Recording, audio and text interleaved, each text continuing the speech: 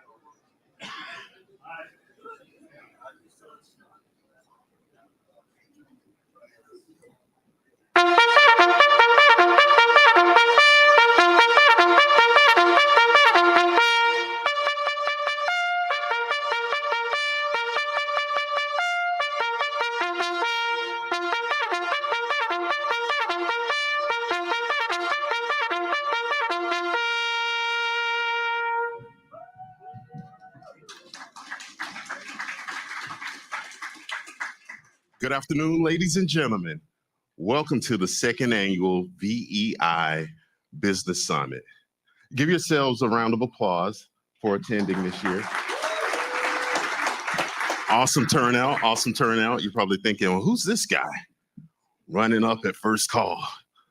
My name's Willie Johnson. I am a United States Marine Corps veteran. Hoorah! And also, I almost forgot about this part. This is the most important part. Vice President of Strategic Sourcing and Economic Development for VyStar Credit Union.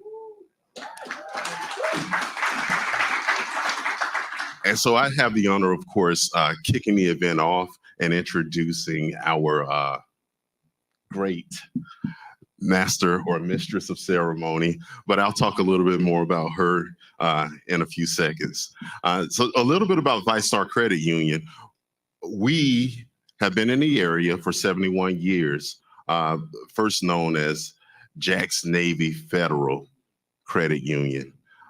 Some of the services that we provide are, of course, those services that support, the veteran community or veteran business community. When you look at our home loans under the Everyday Hero, which is, of course, a tribute to those of us who had the honor and decided to serve. And then as well as the other products and services around commercial banking, CDs, loans that we provide within the area. So we are the second largest credit union in the state of Florida and the largest lender in Northeast Florida. Only second to, when thinking about size capacity in the state of Florida, second to, I don't know, somebody named Navy Federal or something along those lines. I don't know.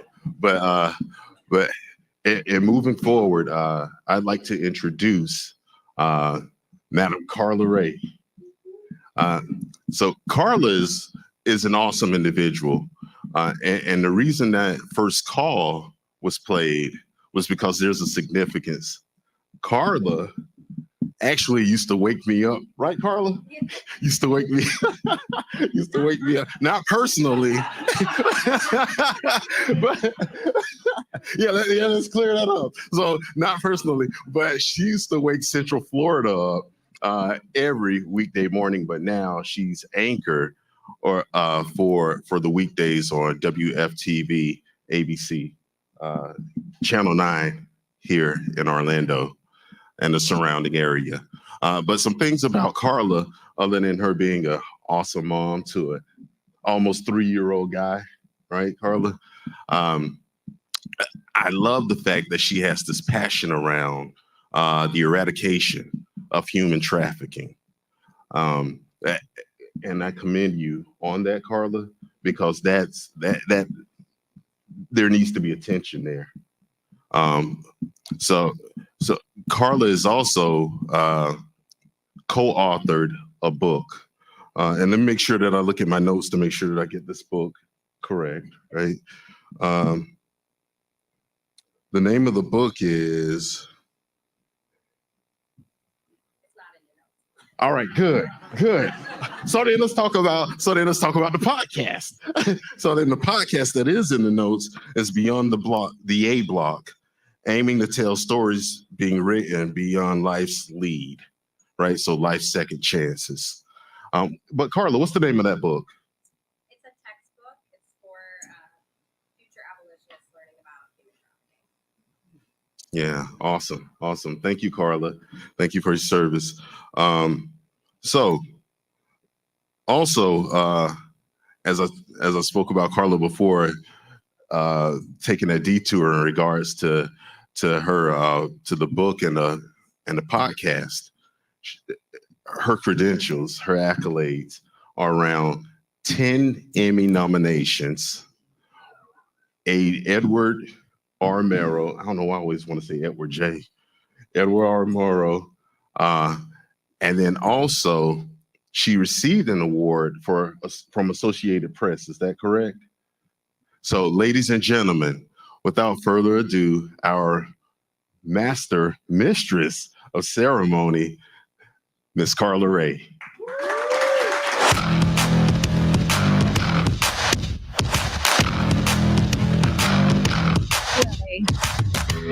That was a lovely introduction. Thank you so much.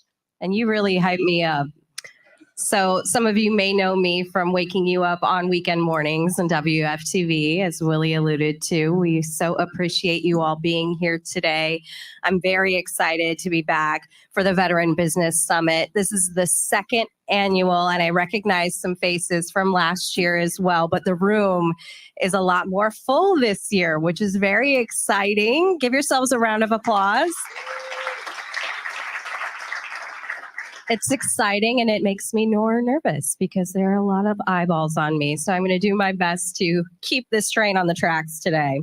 Today, we are gathered for a shared mission to empower and support our fellow veteran entrepreneurs in their pursuit of success and innovation. And we all know that great things happen when we work together toward that common goal.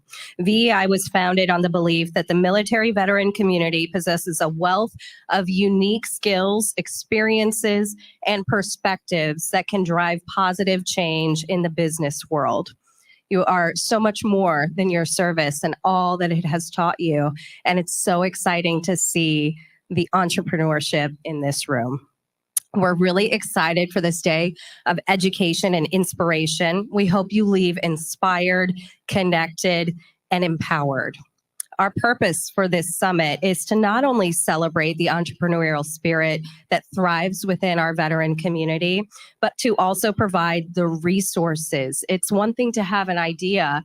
If you don't have the resources or nowhere to go to get that idea off the ground, you're stuck. So that's why we love this summit.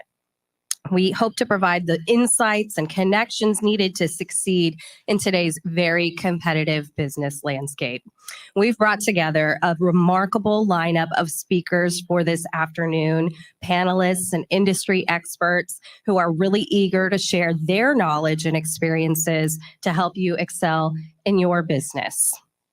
Now, this year is especially exciting because you will bear witness to VEI's great unveiling, which I didn't even tell my newsroom about until this morning. Let me tell you, it is big news. So it's very exciting that you're all here. It's a transformative initiative that's been years in the making.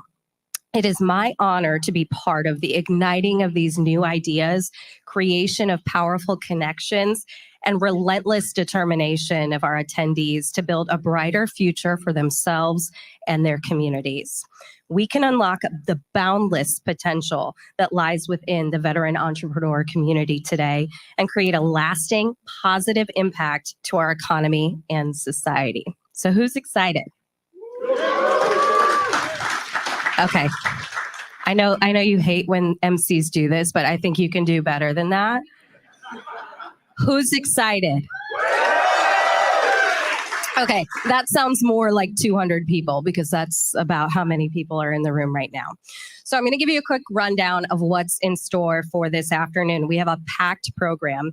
We start with the great unveiling, just moments away. That's a tease. That's something we call in the news business. Stay tuned. You will be witnessing the future of innovation as VEI unveils a transformative initiative. That will be immediately followed by our first panel discussion, the Veteran Success Panel. This is where you'll learn what it takes to take your idea and turn it into a full-fledged successful company. I think that's why we're all here, right? Leaders from established veteran-led companies will be here to share their insight and more details about their entrepreneurial journey because we all learn from others' experiences.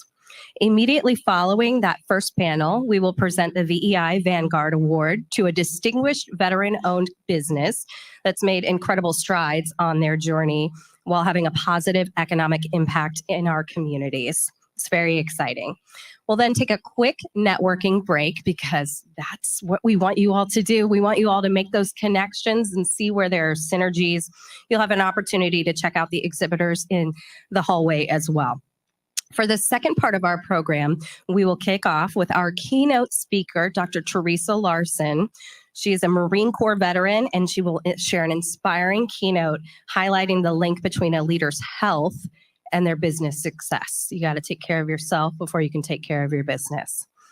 That will be followed by our Innovation Ecosystem Panel, where business leaders will help you unlock Central Florida's innovation powerhouse and share strategies to tap into and navigate Central Florida's vibrant innovation ecosystem. We'll end the day with actor and radio personality Carlos Navarro with an inspiring talk on discovering your passion. So it is going to be an amazing day. We want to kick things off right now. Before we welcome our first speaker to the stage, a few housekeeping items. I know that many of you got here early and you saw some of this, but just to be aware, there's coffee, water, sodas, snacks out in the gallery, so you can feel free to help yourself to that during the day. Please only bring water, though, into this theater room. Restrooms are located right outside the main entrance in the hallway, down the hall. And we have tables, of course, from our sponsors with valuable information and resources that can help veteran-owned businesses. And we encourage you to take your time to visit and get acquainted with them to help propel your business. And we want to see you on social media, too. Who has been taking pictures so far today? I know Vince has. If you haven't met Vince, you will.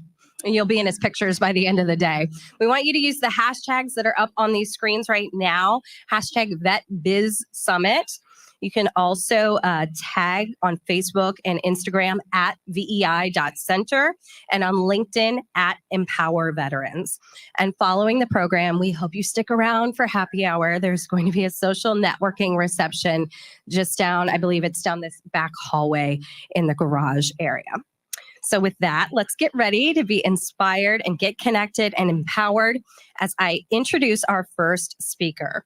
Rafael Kamano is the co-founder and executive director of VEI.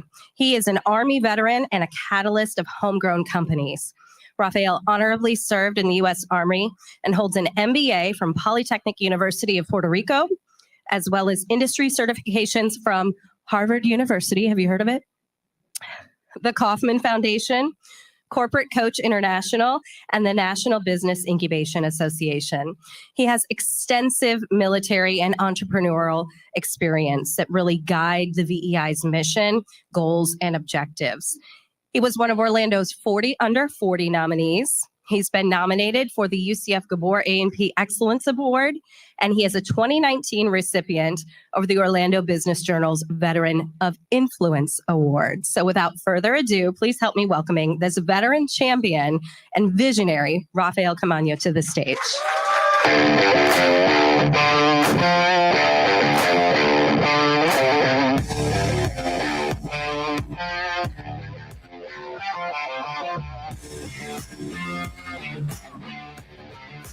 Welcome everyone. Thank you for being here today. Thank you for supporting us.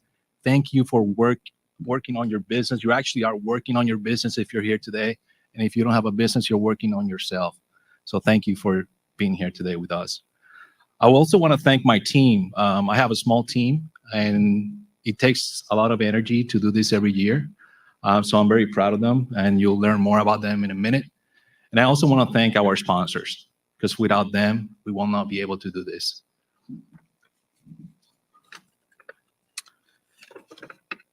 I would like to thank, first and foremost, Veterans Florida, Orange County Government, ViStar Credit Union, Octanium, ADP, Bar Law, OBJ, the GuideWell Center, Dominion, Orange County Government, Nona Media, and what it used to be WMFE, Central Florida Public Media. Thank you so much for your support.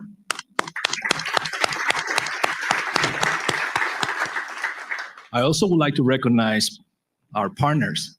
They play a crucial role for VEI. They serve as channels for us, and that's FAWOP. That is the National Entrepreneur Center.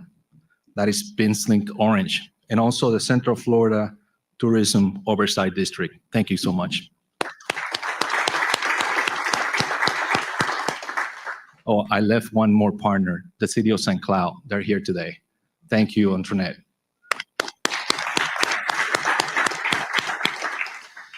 With that said, I would like for you guys to do me a favor today. These things don't happen that often, and they're very special to me. We started this because the thing that helped me transition from active duty to civilian was the fact that I started my own company. So I created my own mission. I had 6 people under me, so that was like having my own squad in field artillery. So that was pretty special. I sold my part and I started working for UCF, helping small businesses. One day, I had the crazy idea to talk to my boss about consulting veterans every Thursday afternoon. So he allowed me to do that. That's where I connected with my partner, Ricardo. Long story short, we have assisted over 600 veterans so far. And we now are a 501c3 providing services not only statewide, but nationwide too. We have touched veterans in California, Texas, and New York, and that's pretty special. So my ask today, please make sure that you take something away from today, whether it's a new contact, a new friend, a strategic partner, some knowledge, but take something home. You can take this time back. Time is money, right? So spend the time well and make sure that you take advantage of the entire program. Meet people. My second ask is for you to listen and reflect on every word that is going to be said in this stage today. Believe me, you got to listen to people. That's the only way you're going to grow. And the last thing, in order for us to provide you good service and continue to do this, we need to get your input. So at the end of this event, there's going to be a QR code, and we would like your input and feedback so we can continue to improve this. Thank you so much. Back to you, Carla.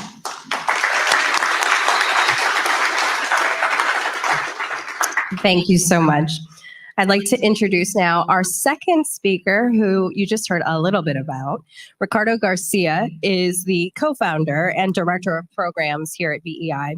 He honorably served in the U.S. Air Force. He graduated magna cum laude from Embry-Riddle Aeronautical University, right here in our backyard, with a Bachelor in Science in Technical Management, and completed the Leadership Innovation Program at the Massachusetts Institute of Technology.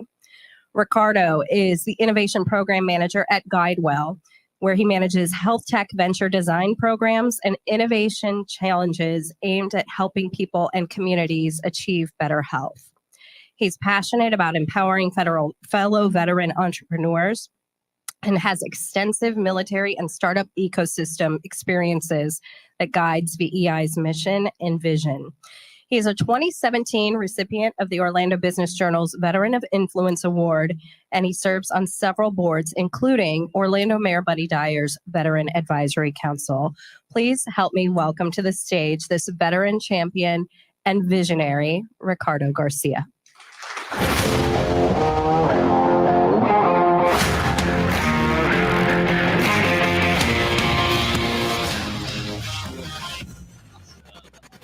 So exciting to see such a filled room. Excited to have all of you here. Excited for today's programming. At VEI, we are truly passionate about empowering entrepreneurs, right? How many veterans are in the room? Just by raise of hands. Wow, look at this. Give yourselves a round of applause. That's incredible. So many of you will resonate with me here. When we were all in the military, we all experienced this unsurpassed level of camaraderie, right? Where you knew the person to your left and to your right had your back, and it was incredible, right? And at the same time, we were part of a greater mission, a greater purpose. And oftentimes, I think a lot of the reasons why a lot of veterans struggle with transitioning is because we long for that. That is ingrained within us, right? That is instilled within us in the military. And so I personally struggle with that, transitioning out of the military. And so for me, VEI has filled that void. VEI is my greater purpose, my greater mission, right? Empowering fellow veteran entrepreneurs through business guidance, education, and mentorship.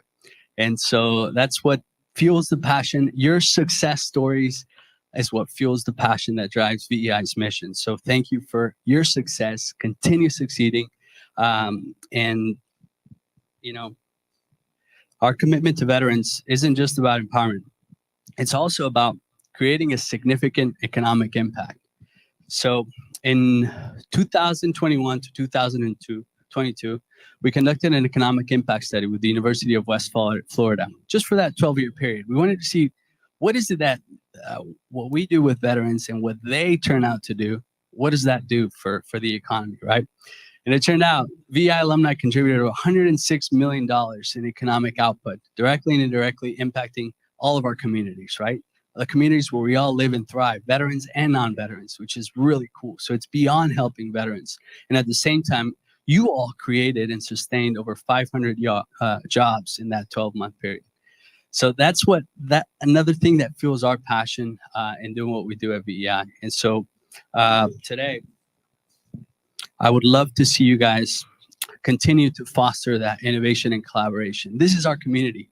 This is the place where you need to connect with each other, explore synergies, and be empowered, right? Because that's what it's all about.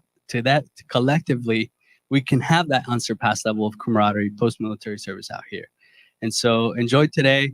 We have exciting things to share with you. I can't wait to share those with you. But thank you so much. And back to you, Carla.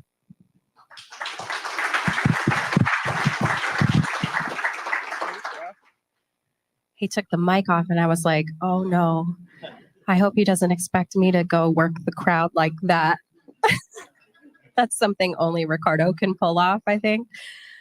Thank you so much for those remarks. We want to hear now a very special message from Orlando Mayor Buddy Dyer. Mayor Buddy Dyer has served as the mayor for the city of Orlando since 2003. He's the longest serving mayor in the city's history and has been reelected multiple times, as you can imagine, for a tenure that long. During this tenure, Mayor Dyer has spearheaded several initiatives aimed at improving the quality of life of Orlando residents, including increasing affordable housing, improving public safety, and expanding access to parks and recreation. He's also worked to attract new businesses and investments to the city, helping to grow Orlando's economy and diversify the economy and create jobs. Mayor Dyer is widely respected for his leadership and dedication to serving the people of Orlando, and he continues to be a strong advocate for the city's growth and prosperity. And I know that he would have loved to be here today, but in his absence, he did send a special video, so take a look at the screens. Hello, I'm Orlando Mayor Buddy Dyer. Welcome to the 2024 Veterans Business Summit. We're proud that so many of our nation's veterans call our region home. As one of the best cities in the nation for new startups and entrepreneurs to launch their business, product, or idea, we know we have what it takes to help each of you succeed. Thank you to VEI for facilitating this summit and providing the tools and resources to innovate and the space for each of you to grow. On behalf of the City of Orlando, thank you for your service. Hope you leave today's summit feeling inspired and motivated for your future as an entrepreneur. Thank you to Mayor Dyer.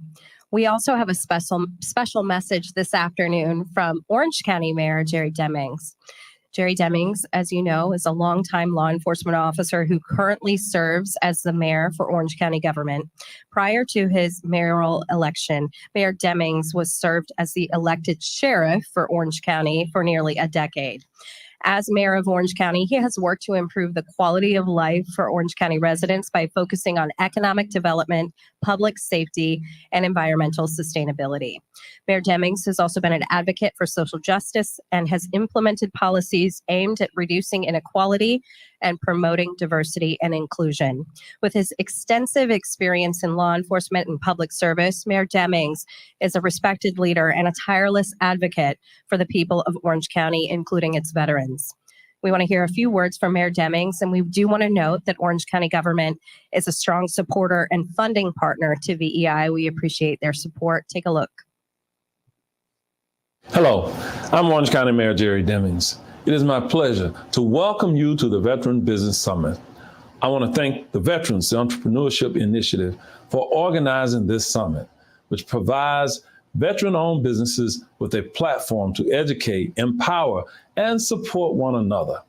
In the United States, there are nearly 19 million veterans, and Florida is one of the top 3 veteran-friendly states with over 1.6 million veterans. Since 1945, the Orange County Veteran Services Office has been dedicated to helping veterans and their families receive the benefits they deserve. In addition, the Orange County Mayor's Veterans Advisory Council has helped connect local veterans to healthcare, jobs programs, and business initiatives through community engagement and collaboration. This year, the Orange County Veterans Advisory Council introduced the Orange County Veteran of the Year Award to recognize a local veteran who has significantly contributed to the veteran community. Nominations will open later this year. On behalf of the more than 1.5 million residents who call Orange County home, thank you for supporting veteran entrepreneurship as we honor the service of our veterans and invest in the future of our economy. God bless our veterans, and God bless America.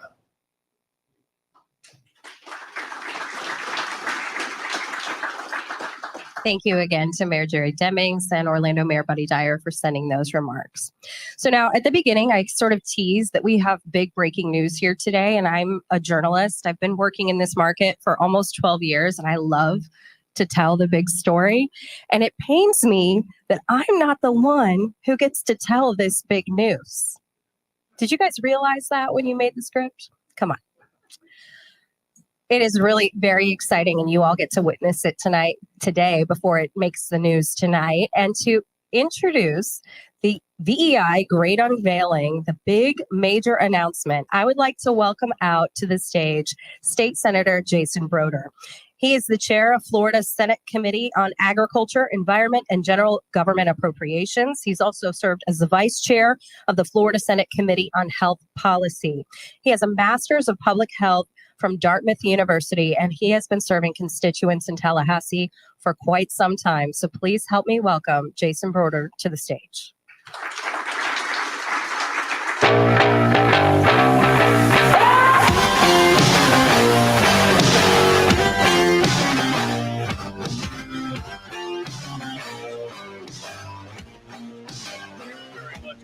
Thank you to VEI.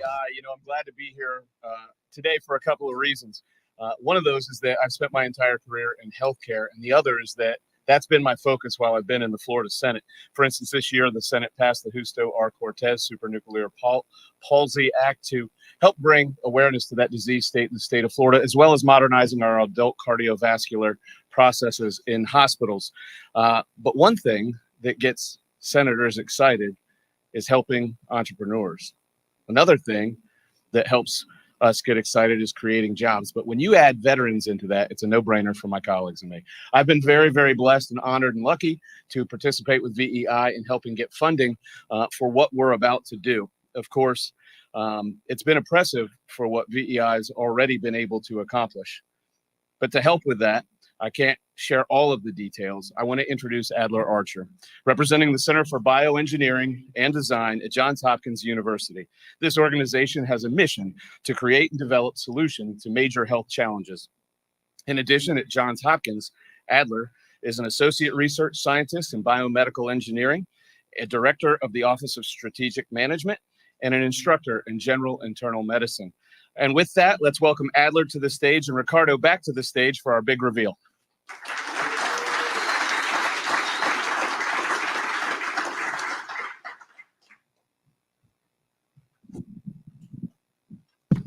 All right. Thank you. Thank you all.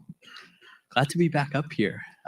This has been a lot of fun to work on. We couldn't have done this without a great team with VEI, our great advisory board, and collaborators like Adler at Johns Hopkins University. We're really excited to share this with you. So let's share it, right? Without further ado, today we introduce the Spear Accelerator. In a world that moves at the speed of innovation, where technology defines the frontier of what's possible, a new era is on the horizon. This isn't just evolution, it's a revolution. And at the forefront, our veterans.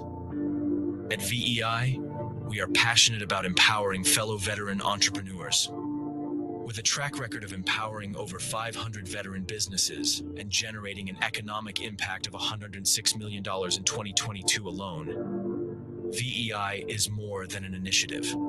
It's a powerhouse igniting economic growth and innovation. Today, we redefine the future of technology through the lens of our most esteemed leaders, our veterans. Introducing the Spear Accelerator powered by VEI, a program designed to catapult veteran-led tech startups from groundbreaking ideas into transformative industry leaders. Here, we're not just participating in the tech industry, we're leading it. We harness the unparalleled strengths of veteran leaders to transform groundbreaking ideas into transformative industry-leading ventures. Each Spear cohort is meticulously curated, focusing on a unique tech vertical. This year, we unveil our inaugural mission, the Spear Accelerator, Health Tech Cohort 2025. In collaboration with industry titans like Johns Hopkins University, we're setting the stage for a healthcare revolution, led by those who've led the charge on battlefields. Imagine a future where healthcare transcends boundaries, a future forged by the very hands of those who've served. A future where veteran-led tech startups revolutionize how we think about health, wellness, and technology. Through tailored workshops, one-on-one mentorships, and unparalleled networking opportunities, we don't just mentor, we empower, we connect, we elevate. From a rigorous 3-day kickoff boot camp to an intense 3-month accelerator program, to a grand finale at the next Veteran Business Summit, our veterans don't just show up, they stand out. This is the promise of the Spear Accelerator.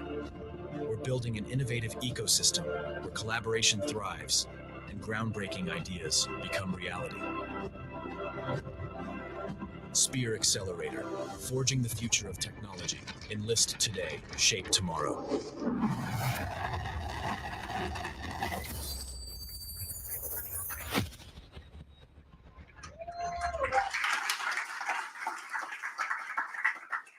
Thank you all so much. It's been a lot of work to get here. We're really excited for this new journey. And as you saw, Spear Accelerator it's also a mission, right? And that mission is transforming veteran-led tech startups from promising ideas into transformative industry-leading ventures. And it's easier said than done, right? It'll take a village to really do that. So we're gonna need all of your help too, right? Not just to get the word out, but to get involved, right? Even if you're not a startup founder who needs help scaling, you still have unique skills, right? So if you want to get involved as a mentor, as a subject matter expert in a certain domain, we'll be actively recruiting starting today for that our inaugural cohort.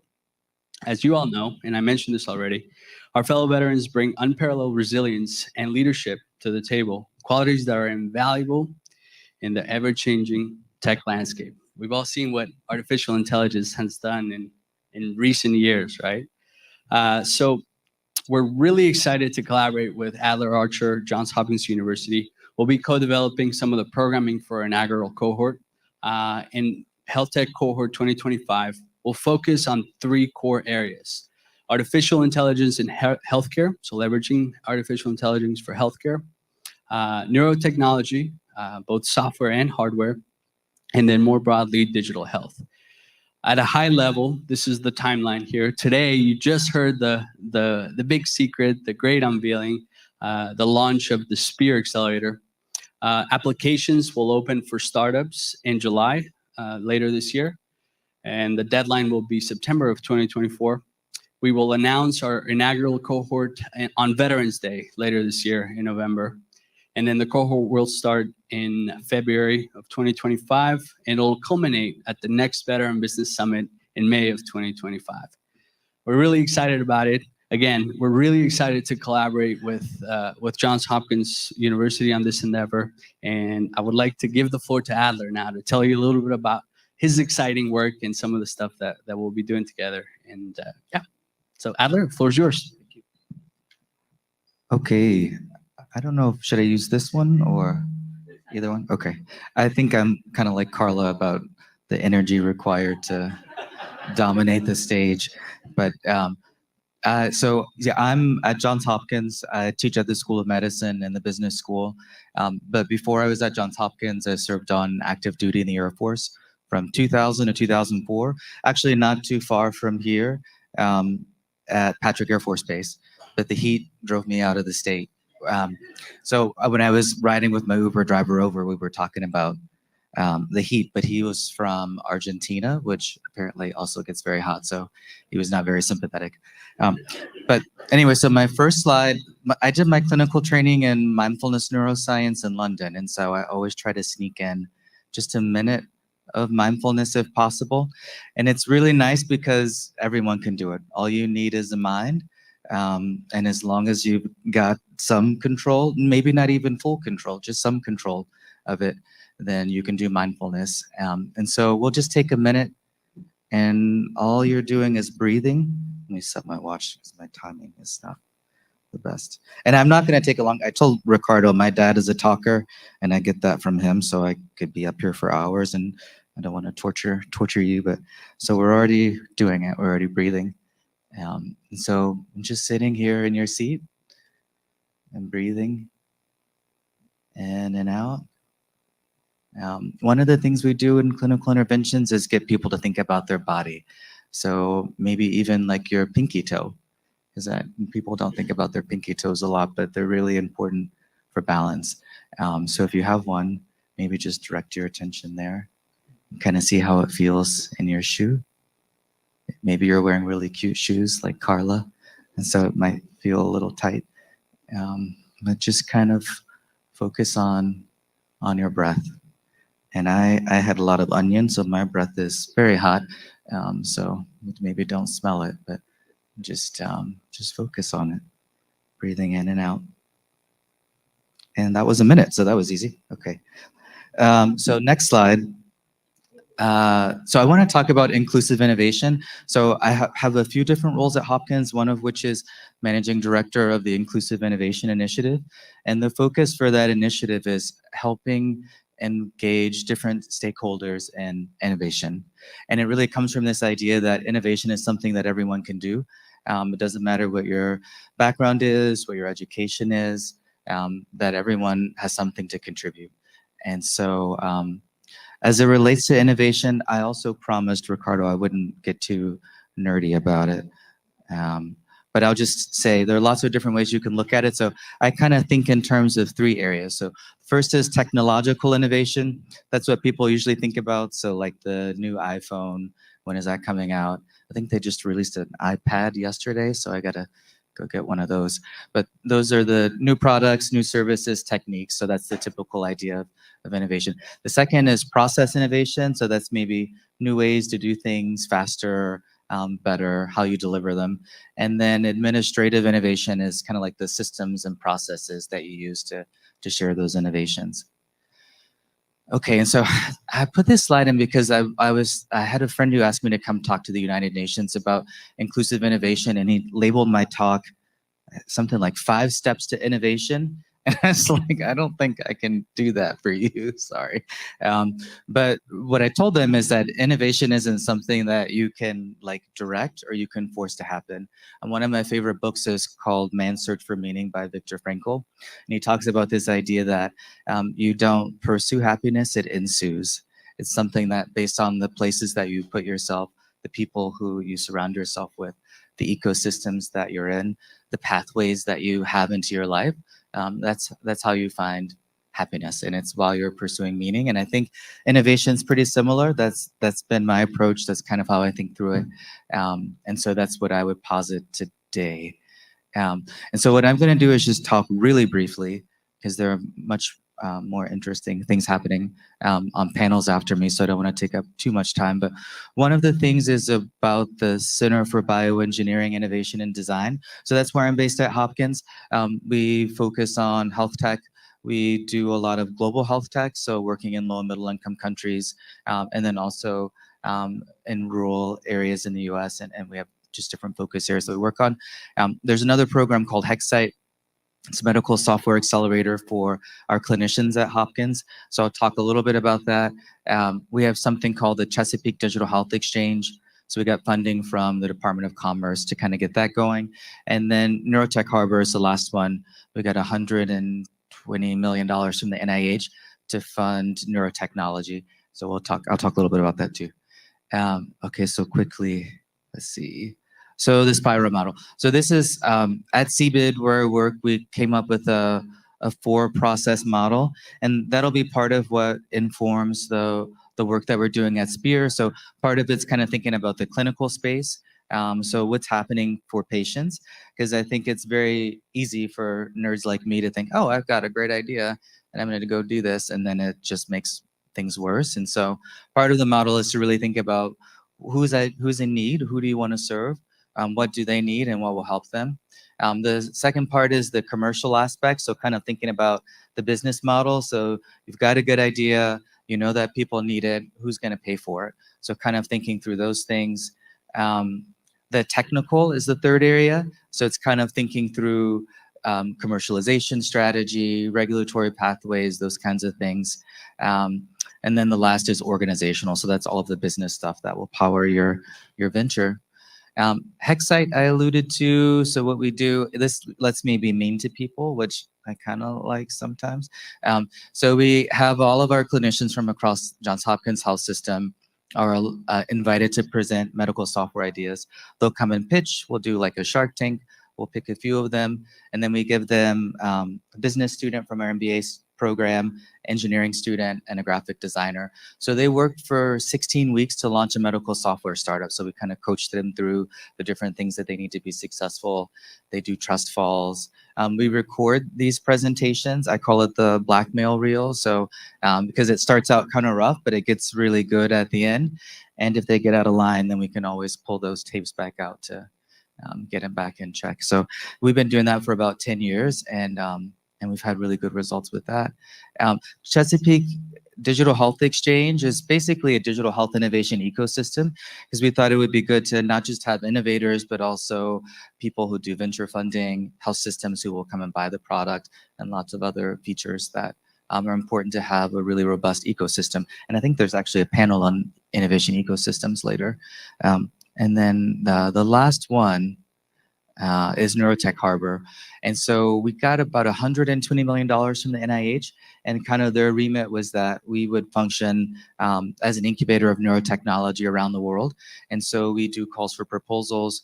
We award about $2 million per team, and it's for businesses that have neurotechnology ideas that they want to develop. So I think the goal is in the long run to connect teams that go through Spear to this funding opportunity as well. So as I said, I didn't want to take a lot of time. I just wanted to share a little bit about some of the things we're working on. As I mentioned, I served on active duty from 2000 to 2004. I went to Lockheed after that, and at the same time started a small business. So I've been running a business for about 2 decades. So I definitely, I wish I would have had something like BEI at the time, and I'm really grateful that I get to be part of it now. So I'll give it back to Carla. And I don't know, you probably want this.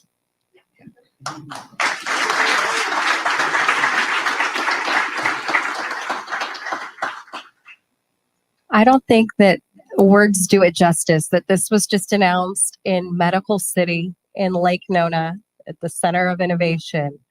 I think this is going to be huge for Central Florida veterans. And really, I think it achieves that goal that's written up there to become a national model and destination for veteran entrepreneurs. So congratulations. It's very exciting, the Spirit Accelerator. We're excited to see how it takes off. All right, so let's get into the meat and potatoes. We have our first panel for the afternoon, the Veteran Success Panel, which focuses on veteran entrepreneurs. We've got the photos on your screen for you to take a look of the people you're going to hear from this afternoon. This is a discussion from established veteran-owned business owners who will share their company's journeys. So let's get into it, all right? Our panel moderator this afternoon is Dennis Holste, the Economic Development Administrator for Orange County Government. And our featured panelists include Eric Doc Wright, the founder of Vets 2PM, Kyle Evans, the founder and CEO of Redcon Solutions Group, Cliff Ingari, the president and CEO of STS Federal, and Crystal Bethia, the CEO of C3 Wellness Spa, which sounds lovely. Please help me welcome them to the stage.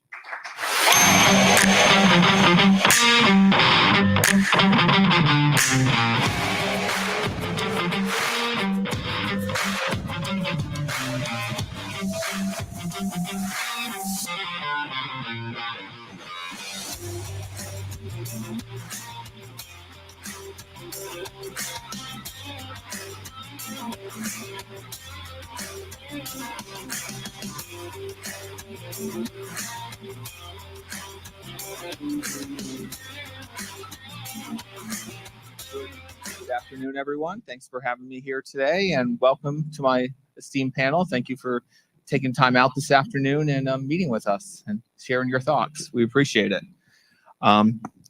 So the first question I'm going to start with is, what inspired you to launch your business, or what was the key driving force to become an entrepreneur? Crystal? Right away. How you doing? Thanks. Driving force. I believe I was working for a company for about 5 years, and I had a review. And I saw how many massages I did for this company, how much I actually got paid. I said, if I put just a pinch of this effort and force into myself, surely I can succeed. So that was the mission that kind of catapulted me to start my own brand. And another thing too, working for, other spas, liability is always such a big thing. And I wanted to be able to throw the kitchen sink at our clientele to be able to treat. And we do so many CEUs to, maintain our licenses. It's like, if I could start my own brand to be able to do that very thing, bring all the tools to the table, again, like the innovations and stuff that this company is putting together, I wanted to do that for my company. That's great. Thank you. Where's your spa located? I have 2 locations currently in Kissimmee, and I just started a franchise where I have one in Tampa and North Carolina. Oh, that's great. Congratulations. And where in North Carolina? Gary. Gary. Yeah. Okay. Carrie? Gary. Okay. Actually, I used to live right next door in Mooresville. Did you? Yep. Oh, fantastic. I went to NC State. So, Eric, tell us a little bit about your business. What inspired you to launch your business in staffing, the staffing agency? Great question, because when I started, I couldn't even spell staffing. And the first veterans we beta tested with knew that. And I told them to just trust me. I would figure that part out after they got through the cohort. So it's basically a staffing company that specializes in recruiting military veterans, teaching them how to sound like civilians, certifying them like civilians, and then place them in corporate America. So we're 9 years old, and we just placed over 14,000 veterans into 1,100 companies in 9 years. So, and I was at DOD first, then I was at university, and I had the realization that the career of project management made a great post-service career for military veterans, especially my operating brothers and sisters. And we've proven the model. So, great, thank you. Next up, Cliff. So, yeah, really didn't know then why, other than a customer calling us back and saying, we need your help. But it was about 6 years in when we received our first Inc. 5000 award. Did I realize we had the guest speaker was Marcus Lemonis, Some of you may know him from The Prophet on CNBC or The Business Fixer. He came out on stage, bright red shoes, so he made his mark, got on the front of the stage, paused, and said, "Are there any control freaks in the audience?" And 5,000 hands went up without pause. And then I realized, okay, that's a good reason. Well, I shouldn't say a good reason, but traditionally, entrepreneurs want control, not power, control, a little bit different. And it's to effectively embark on something that they strongly believe in, that they have passion for, without others standing in their way, traditionally as employees saying, no, you can't do that. So again, it's certainly a big aspect of why I finally realized that's what it was. And 25 years later, it's still holds. That's great. Kyle, around Redcom. So my mission has always been veteran driven. After I was hurt and came back and was medically retired, I wasn't ready to end my service time yet. I was lucky enough to get a job at the Orlando VA in early 2011, where I had the opportunity to create supported employment programs for homeless and incarcerated veterans throughout Central Florida. And so, that was a big driver to essentially becoming an entrepreneur. I wanted to create jobs for veterans rather than chase jobs for veterans. And, we've been very fortunate over the years. We've hired probably over 1,200 veterans throughout the years, and, just very blessed. And so it's my purpose. It's my why. And during my transition, I really struggled with what my next purpose was going to be. And so feel very blessed to, be surrounded by fellow brothers and sisters and a lot of those who get it. And, we serve the government, we serve the VA, we serve, veterans still to this day in many different capacities. Great, thank you. Next question we're going to move on to is, can you share a pivotal moment in your entrepreneur journey that shaped the course of your business, and how did your military experience play a role in navigating that challenge? And I'm going to start off with Eric on that one. Wow, as you asked that question, Dennis, so 2 words immediately sprang to mind: COVID-19 and the suck that was the desert and the first Gulf War. So like a lot of other companies in here, and oh, by the way, if you're a small business and you're in here and you lived through COVID, you have my undying gratitude and my hat is off to you. You lived through it, right? So, a lot of our business is with the federal government, either directly or indirectly. We support government contracts. We employ veterans. We recruit veterans. And so I literally was packed and ready for a plane to go to Germany the next day for 2 weeks when President Trump said, hey, that's enough. We're locking the whole place down because of COVID. We couldn't get on bases. We couldn't train. Corporate America didn't hire. We couldn't figure out how to place our vets, how to train our vets. So 70% of our revenue was gone overnight. And so we got about 3 payroll cycles from the end. And I brought my whole team together and I had them keep their cameras off on Zoom. And I showed them our financial statements. And I voluntarily said, I will not take another penny out of this company. And this is all hands on deck. We need to sell everything in this company. It's not bolted down. I need you to get creative. I need you to be resilient. You need to help me solve this problem. And there are a bunch of vets. We're all service-connected disabled vets, or we're sons and daughters. We're patriots. And God bless them. We certified all of them as business development professionals. They all went to town, creating new products, selling new products, finding new customers. And here we are in year 9, and we've had the 2 strongest years we've ever had. And we're signing major contracts with Siemens and the Coast Guard. And like, it's just amazing. So what looked like our darkest hour was right before the brightest sunshine we ever saw. Great, thank you. Crystal? During that time frame, a pivotal moment for me was 2 different reasons. One happened when being a business in a business, which don't do, by the way, that was tough. Being a business in a business, of course, they closed down for maintenance for maybe 2 months and without notice. So we were like, woo, okay. During that time frame, I started credentialing myself to be a government vendor for the VA, as well as doing major payer insurances. So I got myself credentialed that way. So during COVID, when that happened, the second thing, of course, is those things made me an essential business. So I knew from there that I needed to figure out how to scale my business model to, franchise purpose. I wanted to be able to treat nationwide, be able to have that kind of growth during COVID. Me opening up my second location during COVID, produced 1 million more. That essential business was crucial to our survival for all of our employees. It was a turning point for us for sure to be able to diversify our business to scale it. So, excellent. Cliff? Yeah, I think for us, it was actually just going through the grind for 7 or 8 years on small contracts, again, being in the government space, preparing for that big contract, that $50+ million contract. And I think, again, going back to the military, what that gave me and my team was the ability to plan, prepare for just the potential of winning that contract.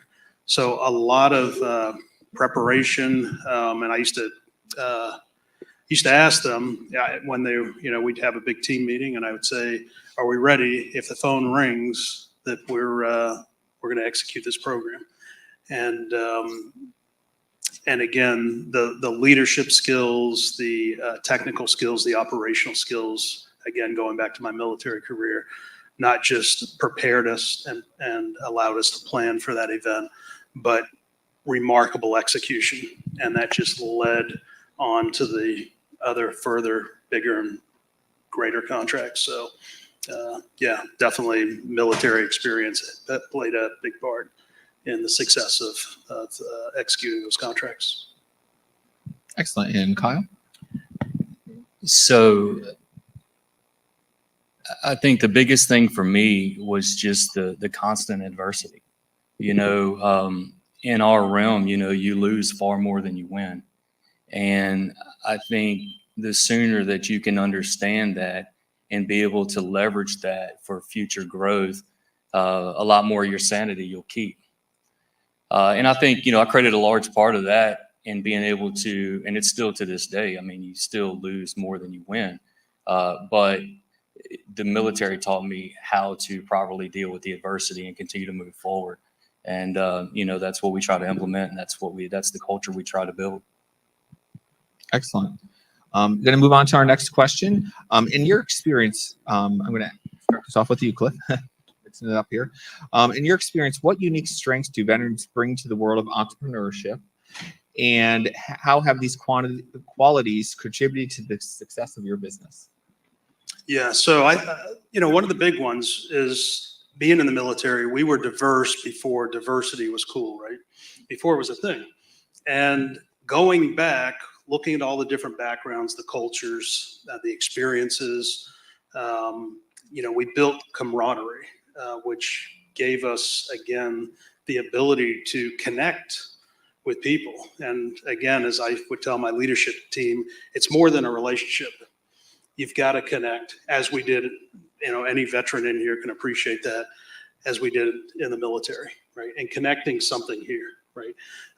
So that was a big aspect of our success, of just coalescing that leadership team, and again, all our employees to rally around that mission of getting it done. Great, thank you. I'm going to turn it over to Crystal. Sure, can you hear me? Okay. For sure, I have a few veterans that work in my spot, and the commitment to service. I mean, them being able to be unapologetically themselves, that the community connects with it. They can, bring a lot to the table as far as being able to carry out instruction easily. Just hiring them brings so much value to the administration, portion of it, HR, all of it. Is so much they bring to the table, and they're able to expand on it, of course, bringing certain values that they've learned, out in the military. So it's been a strong point for me as far as community service and connecting with our clientele. So it's been awesome. Yeah, that's great. Bring a lot to the table. Eric? So as I run through this quick list, and a couple of them already have been taken, but just try to consider, am I describing a veteran or am I describing an entrepreneur?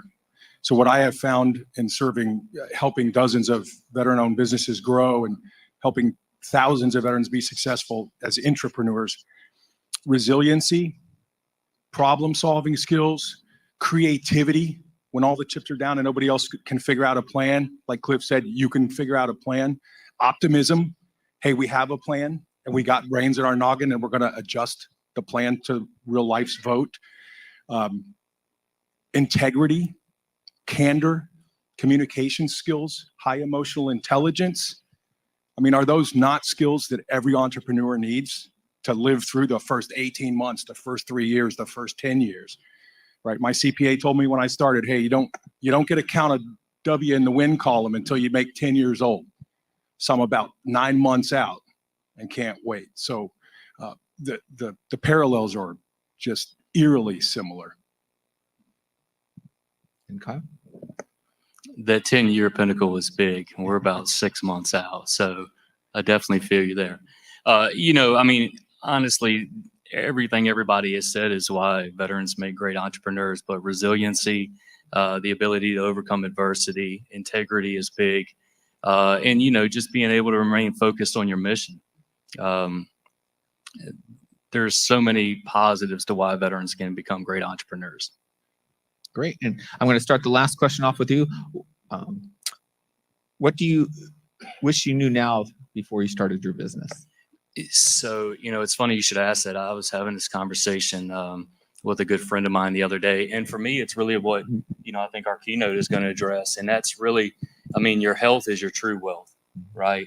And, for many years, I was so focused on, the growth and the impact and all that I really didn't take great care of myself, and whether physically or mentally or, what have you. And so I feel like that's really the true, driver for me now is making sure that I have balance in my life. And, because your team needs you, they rely on you to be running at pure optimization. And so that, you can drive the mission home. That's our job, right? And so we can't do that if we're not truly tuned in. And the other thing is that, not to be all things to all people. I tried oftentimes early on in my career to diversify or to look at possible acquisitions and things that, looking back on, I was like, what are you thinking? You're not even remotely prepared for that. And so I think, to really hone in on your craft and perfect your craft and do that to the absolute best of your ability before you look to grow and to go elsewhere. Great. Thank you. And it's important, physical, mental health, 100%. Emotional health. Yeah. So back then I would have said everything. Everything that I know today, I wish I would have known back then. Today I say nothing. And I know it sounds like a dichotomy, but I mean it. Had I known what I know today, it wouldn't have given me the ability to persevere and drive and to learn, right? Had an MBA, but the MBA did very little in starting and running a business. You're living the MBA. And sometimes, and unfortunately for me, I didn't have the VEIs back then during the startup, and there was very little resource. So you grind through it, you gut through it. And again, had I known what I know today, I probably wouldn't have, and I probably wouldn't be where I am today in terms of the success of the companies with the knowledge that I would have had then. Oh, great. Crystal?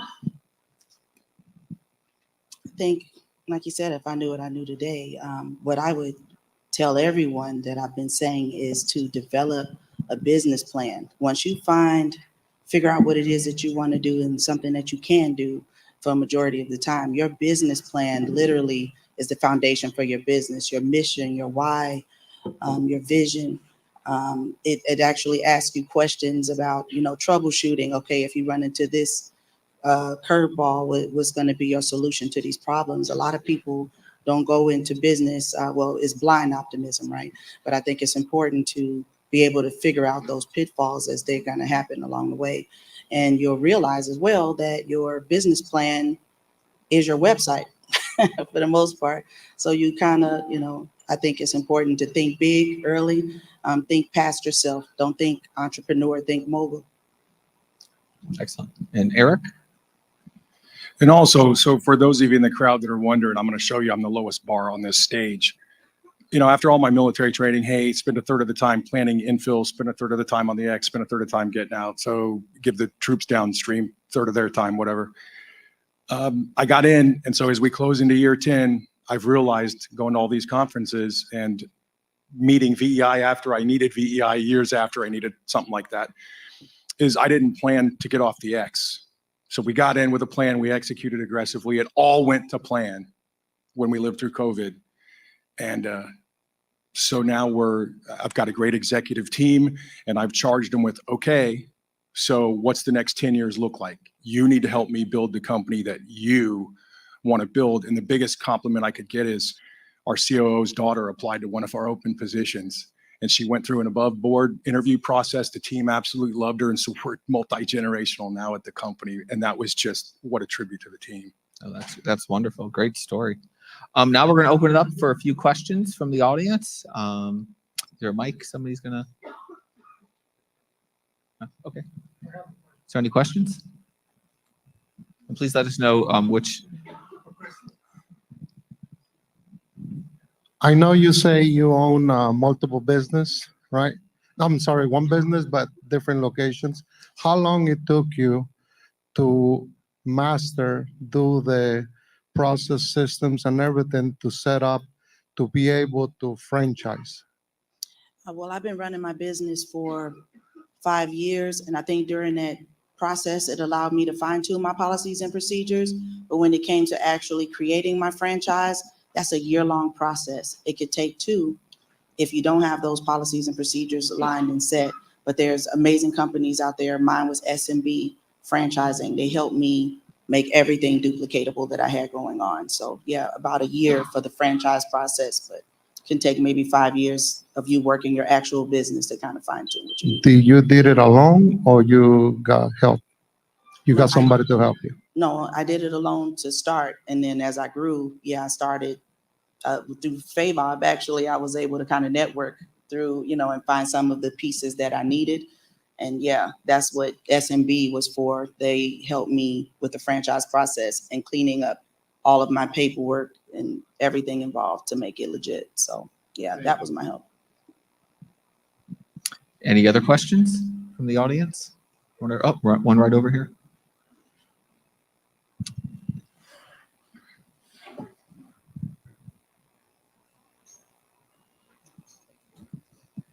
Just a quick one. In your first couple of years of owning your business, I'm 6 months in, just got out of corporate, so I don't know what I'm doing.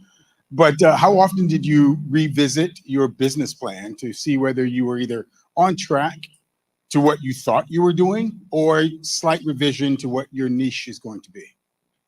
Who would like to take that? Yeah, I'll take it. Yeah, so it's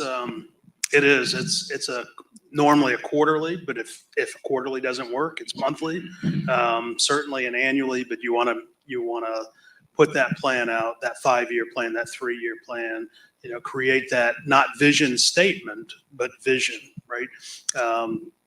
What the company's going to look like, and constantly revisiting and pivoting around. So whatever frequency works for you.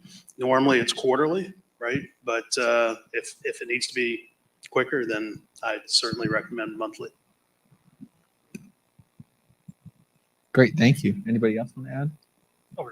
Oh, another question over there. Okay. So I'd imagine the hardest thing for most people is pre-revenue.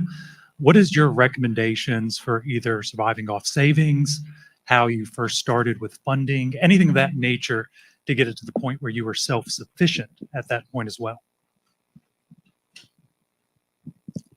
So for me, when I initially started, the Affordable Health Care Act was kind of really just getting going.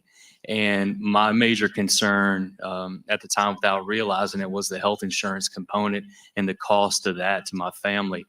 My saving grace was that, essentially I was medically retired. And so I carried TRICARE, right? And I don't think that I would be an entrepreneur today if I didn't have something to support the Affordable Health Care Act during that time, because that would have been a major barrier to entry.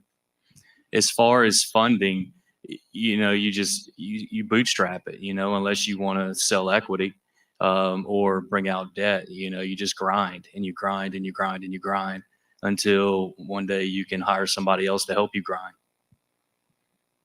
And to that, I would add, so bootstrapping would be my initial answer. Okay. Now don't be me and bootstrap so long that your folks get used to eating crackers. You know what I mean? Like grow as soon as you get money and capital, get it. But design products and services, use VEI. You got to have a good product market fit. If you're not solving somebody's problem, they're not going to give you capital for it, right? So solve a problem, but build it in chunks or sections that you can deliver, get some capital, build the next piece, build the next service, and do it like that.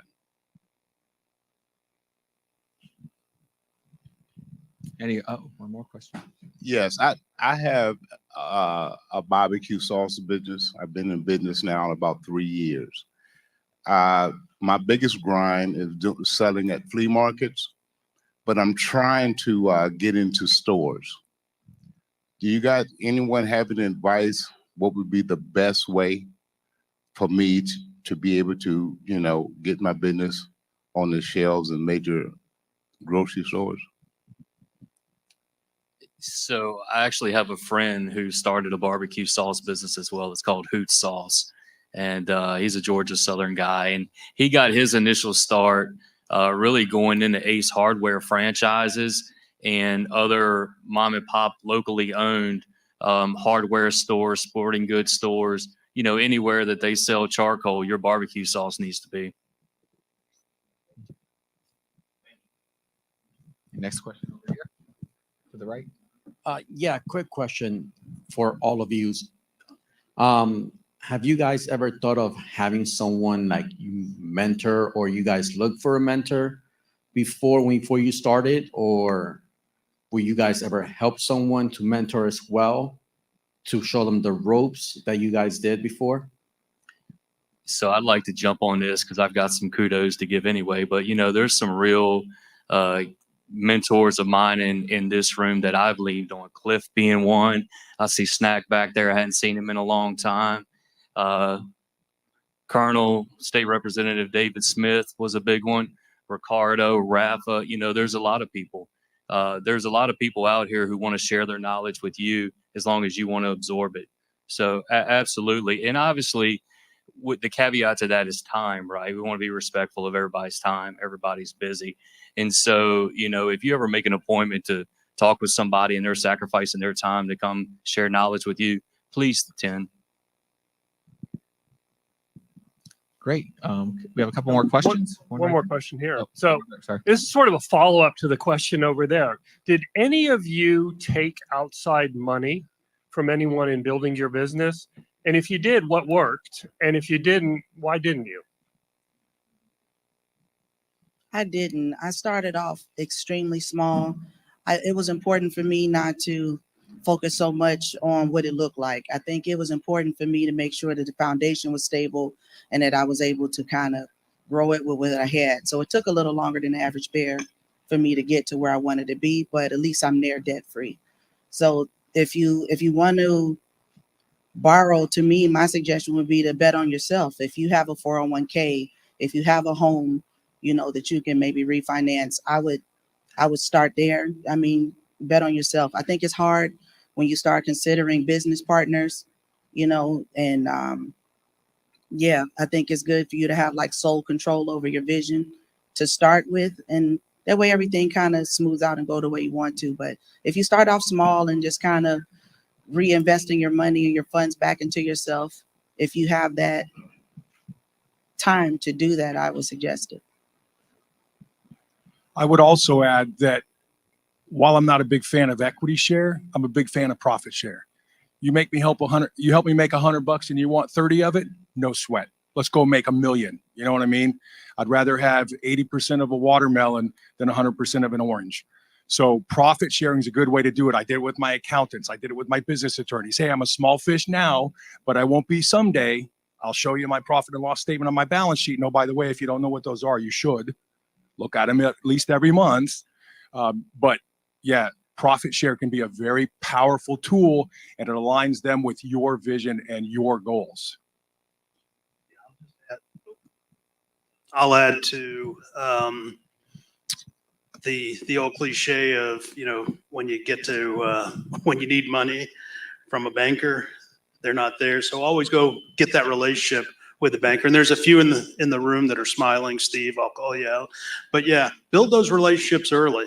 You're going to need capital. There's, whether it's a line of credit or a capital raise for a venture, be really careful. Think very carefully about giving away equity.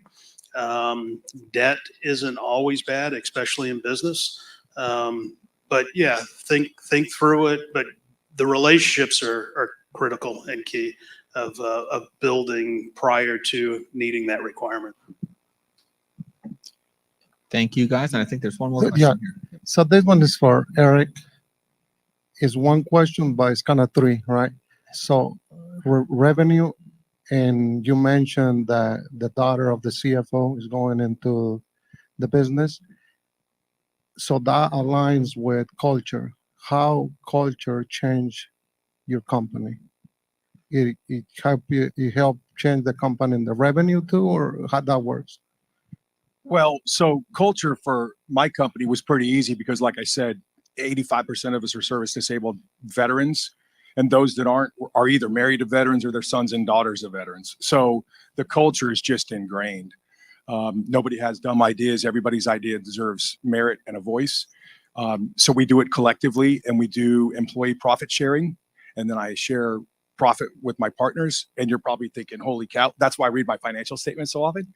But you're probably thinking, well, where does the revenue come from? Well, like I said, when you share your success with people, it makes them want to carry more water for you.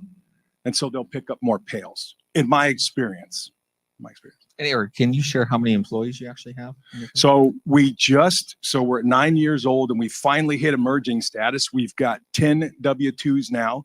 I've got 12 1099s at any given point, traveling all over the world, teaching and training for us. And then we have a couple key partnerships that lend bodies as work pops up, and we lend our bodies, that kind of thing. No, I didn't know if anybody else had any more questions in the audience. Looked like one more in the back.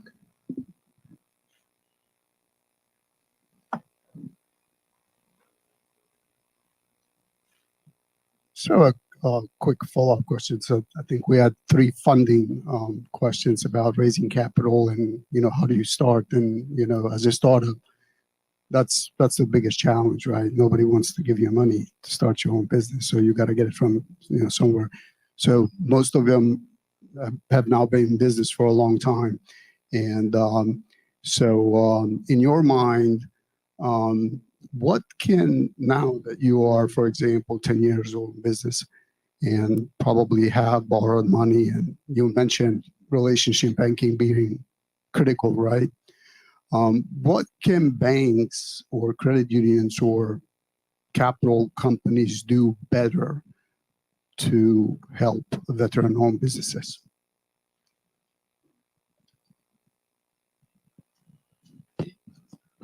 Our banker that we use has been phenomenal.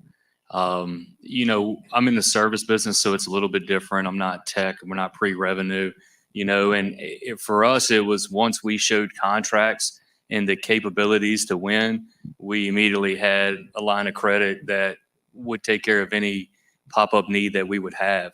I mean, we've done work for FEMA before that's had a $500,000 lift to start. Buying weapons and gear and, lodging and just building all that out is very costly. And I think the other thing, just show the bank that, you're not very risky.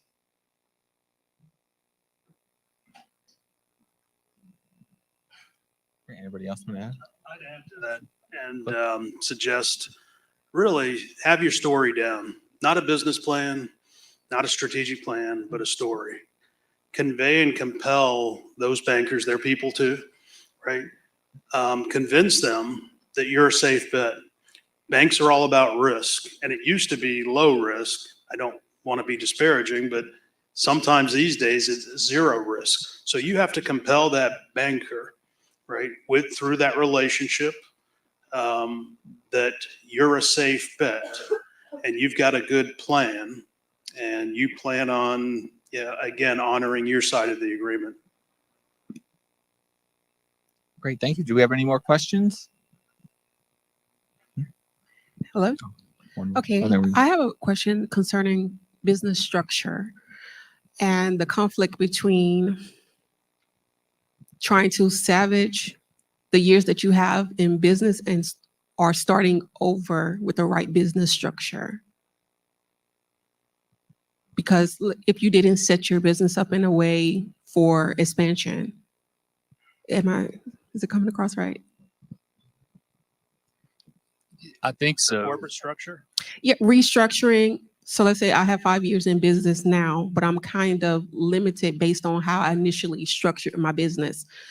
So the conflict is between whether you're starting all the way over or try to salvage that business in a way where I can push forward with the new ideas. What structure do you have now? Right now, just LLC, but I have here as a coach. But my business does more than coaching, but just by the name alone, it's like I'm limited to coaching. Yeah, I'd recommend, again, you can run several companies through your entity, through your LLC. You can do a DBA, right? A doing business as. You just file with the state, fictitious name. So you can segment out other aspects of the business while still keeping it under that same corporate entity for simplicity. Because you don't have to run a second set of books, another CPA, all the legal structure. So my recommendation is if it's held by you as the sole shareholder, just do a DBA.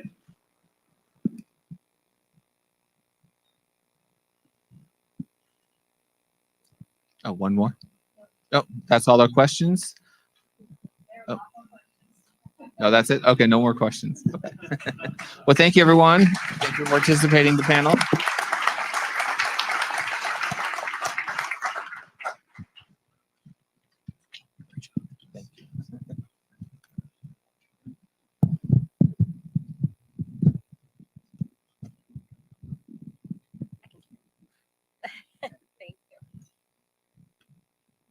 That was a wonderful panel. And I know that everybody's going to be sticking around for the networking and during the break, maybe you can ask some more of those questions if you still have some.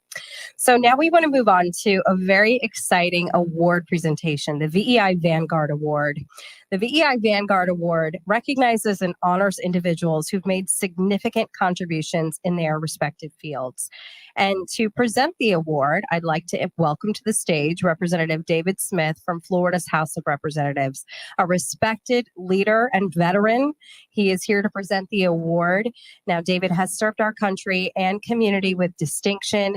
He's serving us in Tallahassee as well, as I mentioned, for the Florida House of Representatives. Please welcome Representative David Smith to the stage.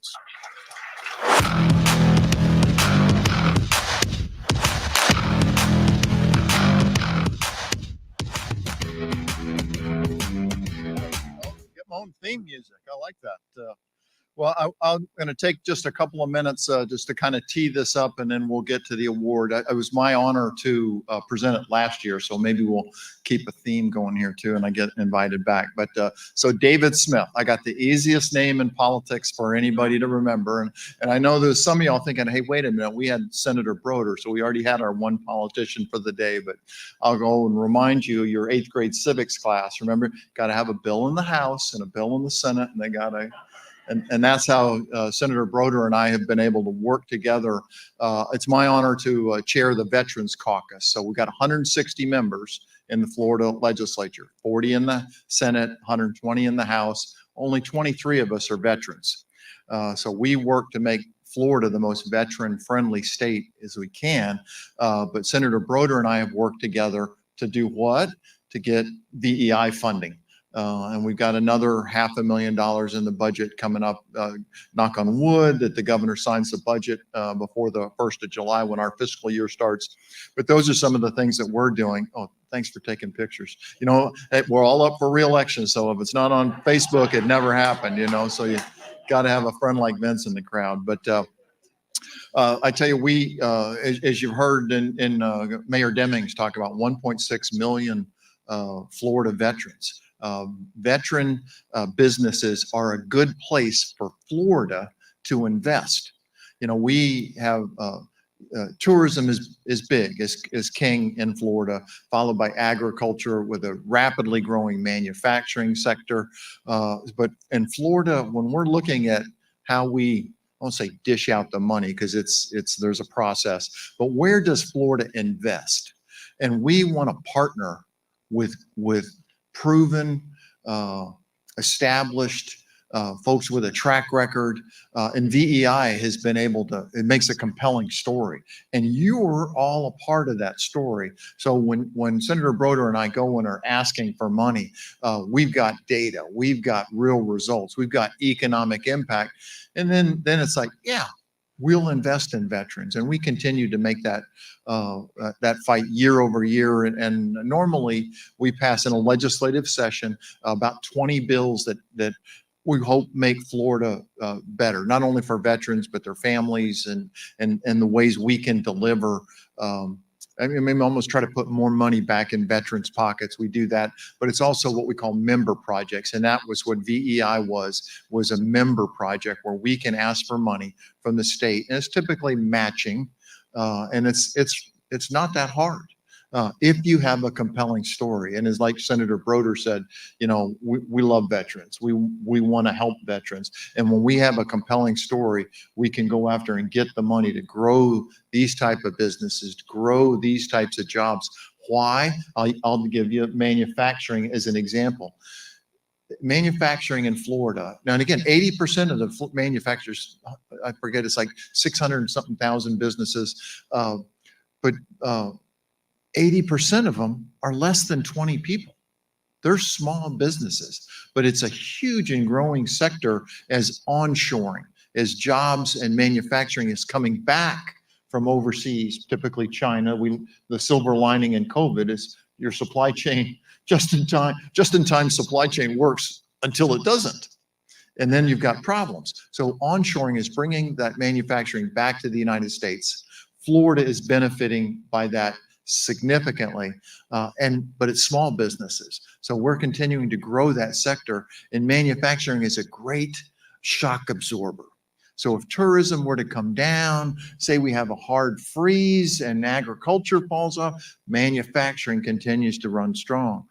That's why we want to invest in veteran entrepreneurs with ideas and innovation, and maybe it's healthcare, maybe it's technology, maybe it's somebody else, you know, something else that we're doing. It's a shock absorber to our economy that relies on tourism and agriculture. That's the why. When we go and say, hey, I need $500,000 for VEI, they train this many people, we give them this amount of money, they can do more. It's, you know, okay. And sometimes the answer is get the hell out of my office. We've all been there in the military. And sometimes it's like, okay, what else do you need next? It can happen that fast. And that's what I took. 30 years in the Marine Corps, spent my career as a helicopter pilot, never served in city government or county government before I got elected to the legislature. But I went up there knowing that my strength is I know what I don't know. I'm ready to go up and learn. Because again, as a pilot, pilots who guess die. So I don't guess at a lot of things, you know, maybe I'll play the lottery, but I went up to Tallahassee to, okay, how does this work?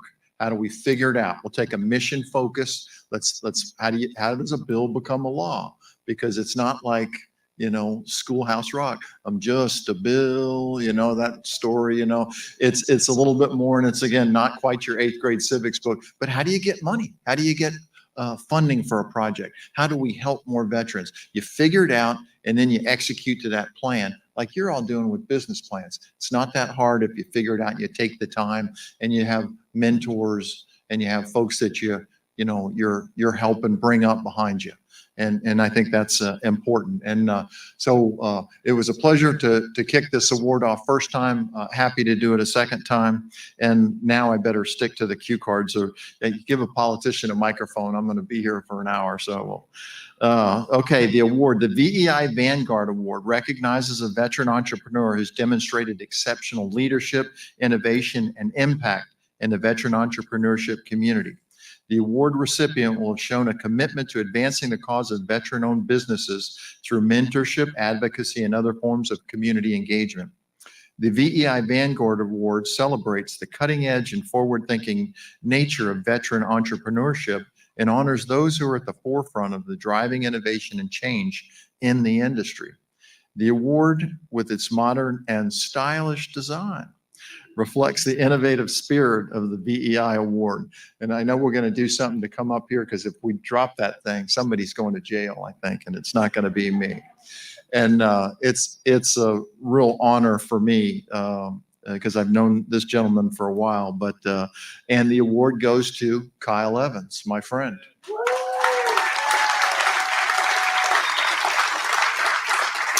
All right, he's going to make his way up here, and this is where it's going to be painful.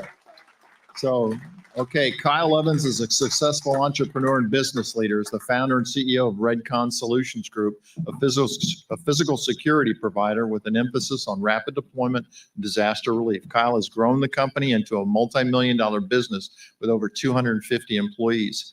Kyle is also a U.S. Army retired who was wounded on his second tour in Iraq and is a recipient of the Bronze Star Medal and the Purple Heart. Under his leadership, Redcon has received numerous awards and recognitions, growing companies in U.S. Inc. magazine twice.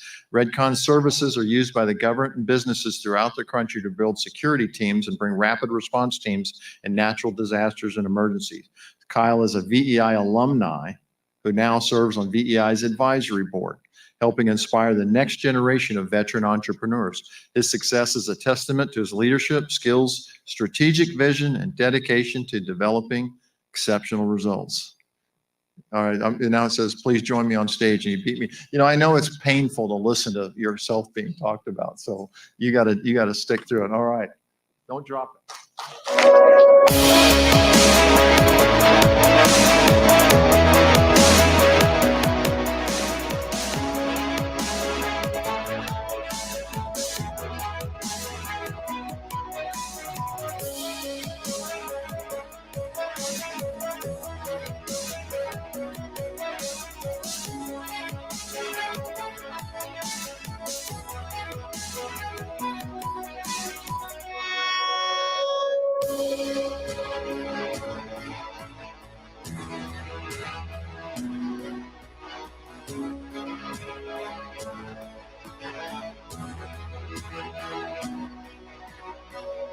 I'm not a politician, so I will not be up here very long.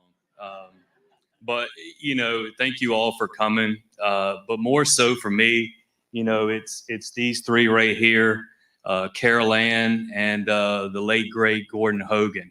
I'd be remiss if I didn't mention Mr. Hogan's name and the impact that he had on me early in my career in the UCF incubator. And Rodo is back, and Rodo is someone else throughout the years that I had sought guidance and counsel from. So, you know, it truly takes a village. I'm just a byproduct of VEI and the UCF Business Incubation Program. And so thank you all so much, and let's get it.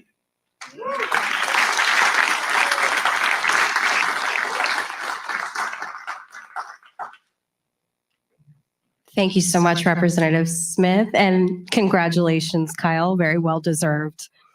All right, so we are going to take a quick 15-minute break. You can get some refreshments, and please be back here in your seats at 3:25.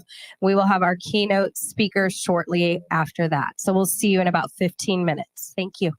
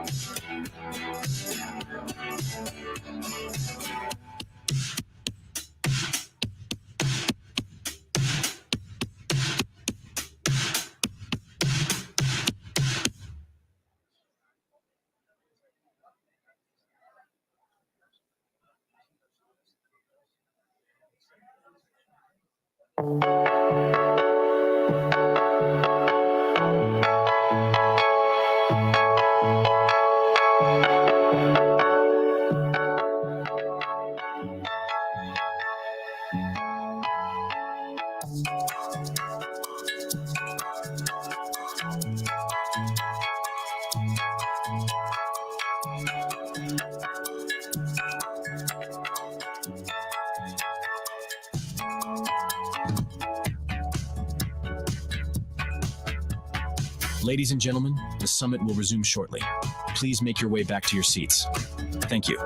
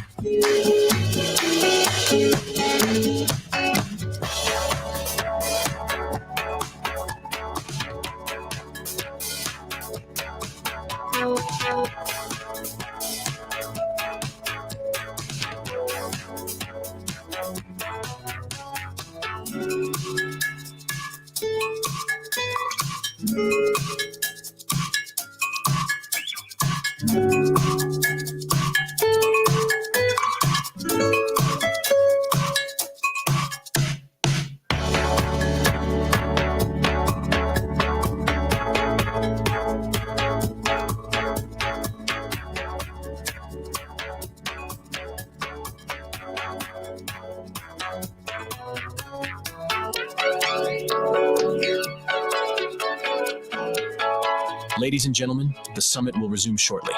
Please make your way back to your seats. Thank you.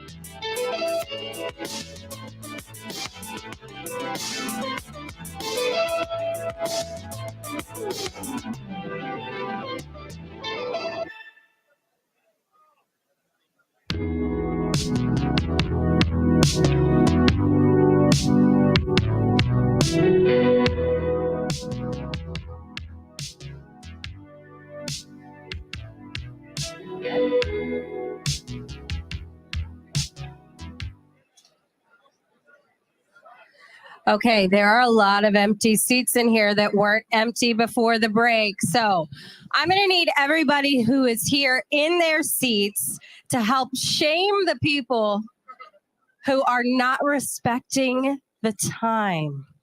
If I could get all of you to clap and cheer as loud as you can to make the people in the hallway think they're missing something so important that they all rush in here.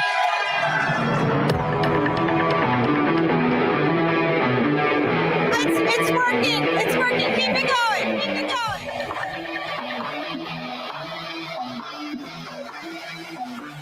And one more time. Laugh like you can. Cheer as loud as you can. Let's see those folks in there. Oh, I love this. Even got the hype music going for me. Thank you guys so much.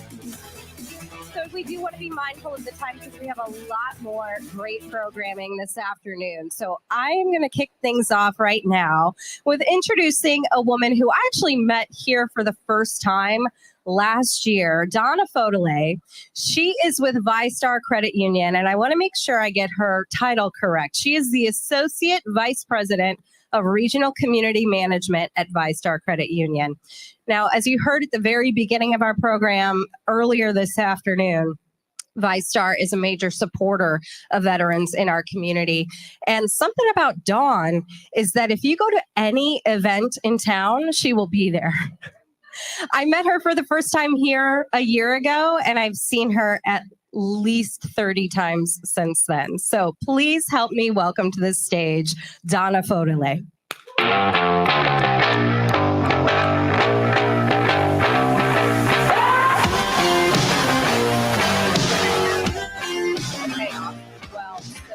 Thank you, Carla. And that's funny because that means that you are at every event as well. So again, thank you, everyone. My name is Donna Fodele, and it is great to be back here with you again at the VEI Business Summit, and also tag teaming with my ViStar partner in crime, Willie Johnson, and along with our other, our other ViStar team members who are sprinkled throughout the crowd. So thank you for having us back again this year. For those of you who don't know, ViStar was founded in 1952 by 12 people with $60 on board Naval Air Station, Jacksonville. Our credit union started as a place to help military and service members meet their financial needs, and that commitment to the military is just as strong today. ViStar is now the 13th largest credit union in the country, serving more than 975,000 members. We are closing in on 100 million members this year, and we have more than 60,000 small business members as well. ViStar membership is open to anyone who lives or works in North Florida, Central Florida, South Georgia, and Metro Atlanta, as well as past and current military members around the world. Our credit union has a simple purpose, which is to do good. And we are proud to support organizations that serve our veteran and active duty military community, like our friends here at VEI. And another fun fact, Rafael and I go way back because we used to be coworkers at UCF. So, all right, well, it is our honor to present this year's keynote speaker, Dr. Teresa Larson. Known affectionately as Dr. T, she is not only a former Marine Corps officer, but is also the founder of Movement RX. Dr. T is on a mission to enhance the well-being of leaders and veterans alike. She is passionate about helping veterans, business leaders, and owners thrive in the face of challenges. Dr. T is on a mission to help over 100,000 veterans, business leaders, and owners improve their longevity and retain their people by 2030 by disrupting outdated leadership culture and truly prioritizing health and well-being within their organizations. Dr. T has prepared an inspiring and interactive keynote on your competitive advantage. 3 ways to retain your people by recharging your health as a leader. So please join me in welcoming Dr. Teresa Larson to the stage.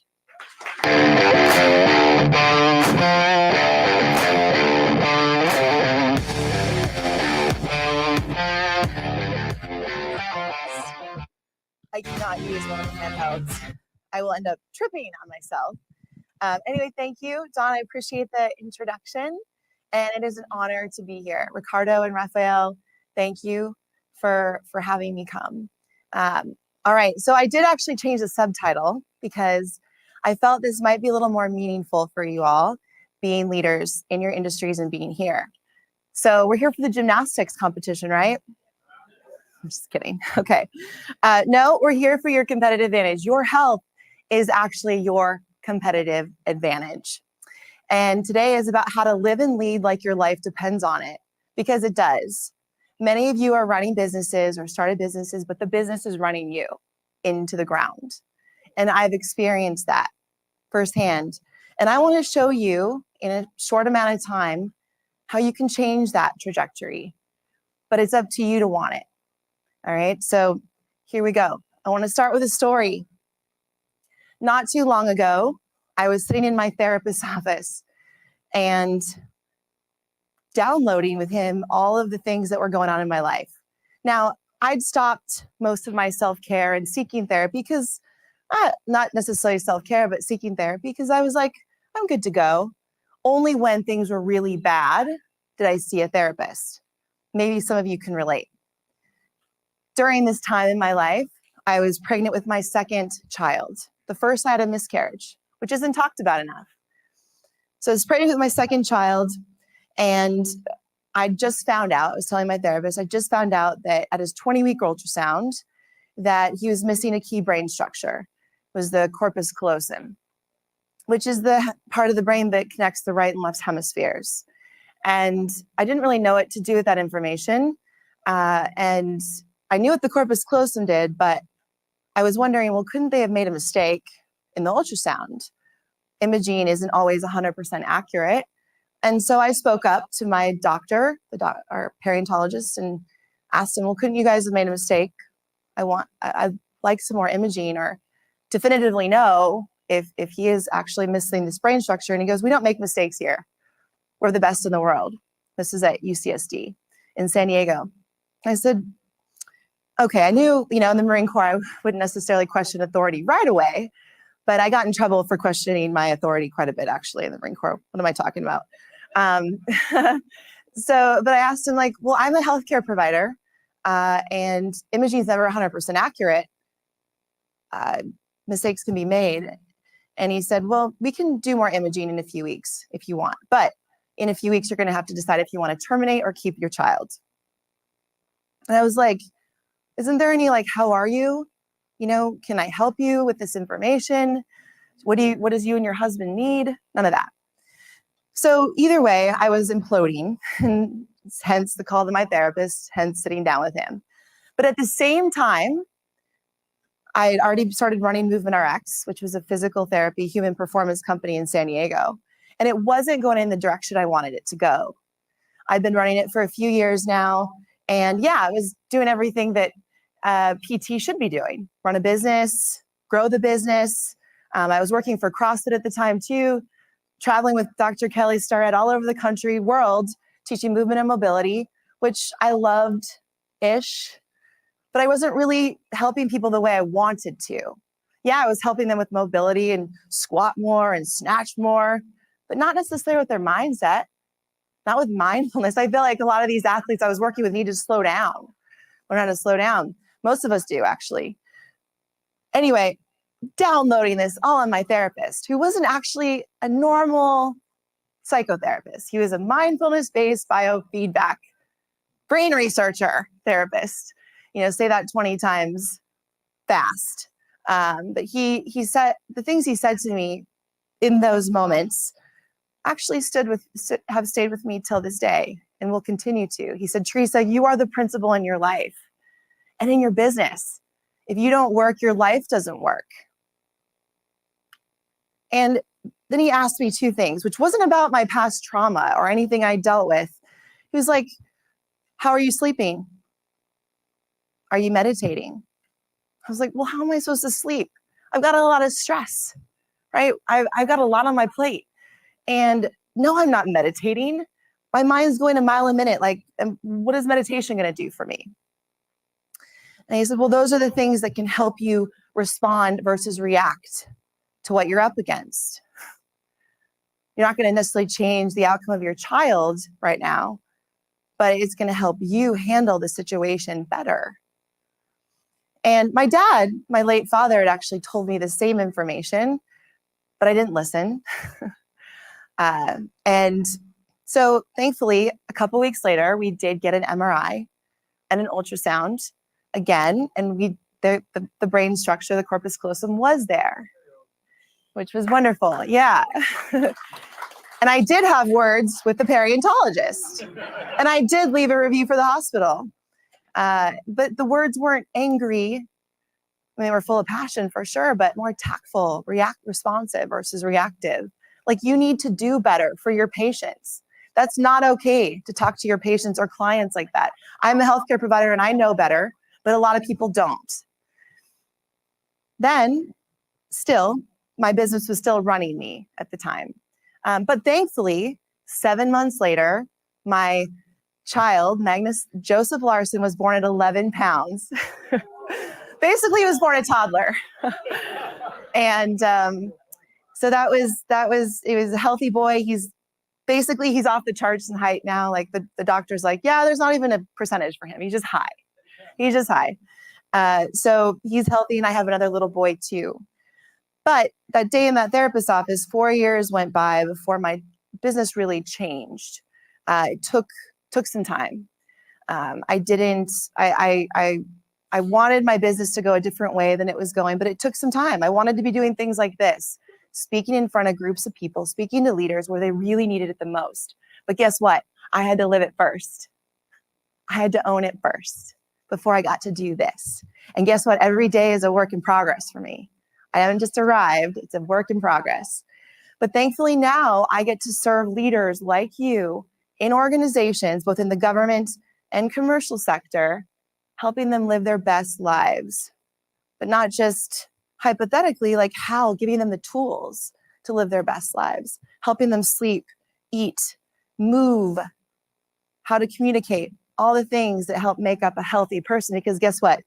The Maslow's hierarchy of needs, that baseline layer of how we are in the world, like that affects how we do our business. If we're not healthy, our business isn't gonna go very far. Maybe it will, but you won't be around to see it. So maybe just like me, you have let your health go, or have waited until things have got really bad to get help. And I understand that. But hopefully today is a nice landmark for you, a reminder that, you know what, getting help is a sign of strength, not a weakness. And it can be a consistent thing. And working on yourself, you are the principal in your life, how you run your business, how you raise your family, and for your own sake of enjoying life, right? It matters. You matter. So my name is Dr. Teresa Larson, and I believe you can be healthy and lead at the same time. That is your competitive advantage. I'm going to show you how. And so I ask a lot of you, I know we're in a business conference today, and this is a wonderful tribe and experience. But unless you're taking pictures, maybe put your phones down just to enjoy the present moment. Be with me. And I am a Marine Corps veteran. I was a combat engineer officer, and I also I'm the founder of Movement RX, which is the human performance company, which was a physical therapy practice, but now does leadership and development and provides services to the CDC, the Veterans Administration, NSW, Naval Special Warfare. We work with the FBI, the CBI. I seem to work with a lot of law enforcement institutions, but I really love the people I get to work with. And that's why coming here and getting to connect with Ricardo and Rafael and their families means so much. So most people will tell you that work-life balance doesn't exist. And I will tell you it does. It just looks different for each of us. Leah and my work-life balance are going to be different, right? Ricardo and my work-life balance and Ann, my work-life balance are going to be different, but it does exist. So over the next 20-ish minutes, I'm going to take you on a path of how to make your health your competitive advantage. All right, so we're going to start with your blind spot. You don't know what you don't know. We're going to go into where you are now, why self-assessment, consistent self-assessment matters. An individual talked about earlier, forgive me, I forgot your name, businessman, said you got to look at your P&L statements. We got to look at your health stats too, at the same intensity. How you stay consistent. That's the last thing, and actually the hardest thing is how do you stay consistent with your health behaviors? It's one thing to be healthy now or get a massage or, take initiative on eating healthier, but how do you stay consistent over the long haul? We actually have, as human beings, we have great willpower, but oftentimes we forget that the long-term goals we have about our health or our business, it takes thought and consistency in the day-to-day. And that's where we lose track. So let's talk about your blind spots. So guess what? Your health is contagious. Yes. So that's right. So I'm sorry, I'm really sick right now, so I'm probably going to get you all sick. I'm just kidding. That is true. And I have a 3-year-old and a 7-year-old. So I felt like I've been sick a lot lately. But I'm talking about the way you are in the world. That's contagious. And there actually is a growing body of research called social contagion phenomenon. You can look it up. Anyway, this is my team in Coronado, by the way. And one of my partners is John McCaskill, who was a keynote last year. But the funny part is, so this was my team before we left San Diego and moved to Durango, Colorado. Anyone ever been? Mountain town in Colorado? Oh yeah. So we love it there. But John and I joke that behind the scenes here is the BUDS, Navy SEALs going through BUDS training and hating life. But we're having a great party on the beach there in Coronado. So anyway, this is my young family and some of my teammates. And you better believe in those early days of my business when I didn't want to be there, when I wasn't happy with the direction, that they picked up on that. I didn't want to be at work, my attitude. I wasn't super confident with where we were going. My team picked up on that. And now, looking at me now, right? If I was up here talking about health and well-being like this, and just like, yeah, it's cool, it's needed, and being pretty general about it, what would that say? Probably I wasn't that interested, or I didn't live it, right? It's important for me. If I'm going to stand up here and talk about this, I want to live it. But I'll tell you what, it is a work in progress. I am a work in progress. Now, there is an interesting study put out about, the study was on meditation, and they took 5% of a company and had them meditate for 8 weeks. That's actually 12 weeks, from one part of the morning to the next part of the morning for 20 minutes. So it was like 7 to 7:20. They did this for 12 weeks. And that 5% of that company was just the leadership. And so for 12 weeks, and they measured productivity, depression, anxiety. So depression, anxiety happening to be the leading cause of disability in our world. So long story short, the leadership team, their productivity improved and their depression and anxiety decreased. But the interesting part about this study was that the rest of the company didn't know they were doing it. They didn't know they were meditating. And their productivity improved, and their depression and anxiety improved as well. So what does that say? It's contagious, right? Thank you, Leah. Yeah, it's contagious, right? Our ambiance, the way we are in the world, how we look people in the eye and shake their hand and tell them, I really care about you and I want you on your team, and tell me about you. That all matters, right? Versus being so stuck on our phones or disengaged with life or disengaged with our families. It's contagious. You better believe my kids feed off of my energy. My son the other day told me, Mommy, you're gone a lot. And he was receiving an award at school for being a creative problem solver. I was super proud of him. And I was gone. And I said, Magnus, I'm not gone all the time. This is what Mommy does to help put food on the table. And your daddy I work with my husband too. And I'm like, I'm so proud of you, and I'm sad I can't be there. And just that vulnerable moment with him made a big difference in how he felt about me leaving. He's like, okay, I understand. And I think he was happy that I was a little sad because I was missing a big day for him. Our health is contagious. So 70%, there's another Work Health Institute study, this was in the UK, that took a survey of 3,400 individuals. And of those 3,400 individuals, 70% said that their manager impacted their mental health just as much as their significant other. Now, welcome to the bedroom and dinner table conversations. If you're leaders out there and you have a team of people, which we just heard of a panel of individuals who have a team of people, I have a team of people, yeah, they're talking about you. They're talking about us. And what do you want them to say? And now you can say, well, I don't really care what people think, but the people you want to influence the most, you better care what they think. And if someone thinks you have a resting B face, then maybe you want to do something about that, right? And maybe you don't even know you do. But your team, when you start to get feedback from them, they say, you know what, you got to have a resting B face. Okay, well, what can you do to change that, right? I've asked my husband, this is actually a really good activity. Ask your people how you show up for them. It's a really good leadership activity. How do I show up for you? What was it like for you when this happened?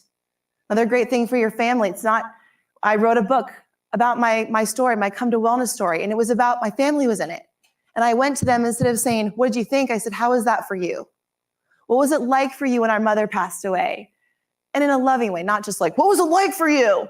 It was like, what was it like for you? You know, I never talked to you about it. What was it like for you during this period of abuse? What, you know, for my husband, how do I show up for you? What could I do better? Those are really good things to ask. So one of the things that's important about today is that I really, and we're not just going to get into a full hour, but this is what I do with organizations, is treat the cause, not the symptoms, right? The symptoms can be being reactive, being not focused, lack of productivity, presenteeism, absenteeism, maybe retention issues. We've all heard of those terms, but the cause of those problems are much deeper than that. How are we showing up for our people, right? Sitting all day is not helpful for our innovation and creativity. So how are we changing that in our culture? It's got to start with the leadership. If leadership isn't active and being active and healthy, then do you think your people will be? No. So what I want to do right now is, everyone's got a balloon and a straw in their goodie bag. I'd like you to get that. And everyone's got a ball as well. We're going to work on the balls later. So grab your straw or your balloon. Now, if you have a latex allergy, don't grab the balloon, okay? Grab the straw. So we're going to do a breathing activity right now. And we just did one earlier, which was lovely. So, yeah, they're in the, okay, yeah, go get your bags. Go get them. Now, go ahead and take, I'm not going to use the straw because I don't have a latex allergy, but if you do, use the straw. Or save it for later, for a spit wad contest. Okay, so when it comes to breathing, I used to think, oh, when my therapist would be like, you need to learn to calm down with breathing, or, you know, just relax. I'm like, what does that even mean? I need some science behind this, lady, man. Like, I need some information. But what I want to do with breathing is teach you how to breathe biomechanically efficiently, and also do a little hack. So we have this thing called the parasympathetic nervous system. Anyone ever heard of it? Rest and digest. Yeah. So we want to create a rest and digest experience in our body a lot of the day. We're not chasing from bears or lions, although I do in Durango. Bears haven't been chased yet, but I do think about it because they're around in our neighborhood. But the exhale is where you can really find the rest and digest experience. Get in that rest digest experience. So if you're experiencing like tension, a little bit of freak out, or just been on devices all day and really breathing shallow, then think about elongating your exhale for a few breaths. That's what we're going to do right now. The inhale is more of a sympathetic driver, fight, flight, freeze type experience when we breathe. But the exhale can get us into this more rest digest state a little bit faster. So when you're meditating, when you're breathing, or just doing some deep breathing for a moment, think about the exhale, making that longer. But we're going to practice with the balloon. All right, so put that balloon in your mouth. Okay, and you can hold on to it or not hold on to it. I challenge you to not hold on to it. Try to relax that jaw of yours. Okay, so you're gonna breathe in through your nose if you're not congested and fill up that belly, then that chest, so low to high. And now I want you to forcefully exhale all the air into your balloon. Ready, set, go.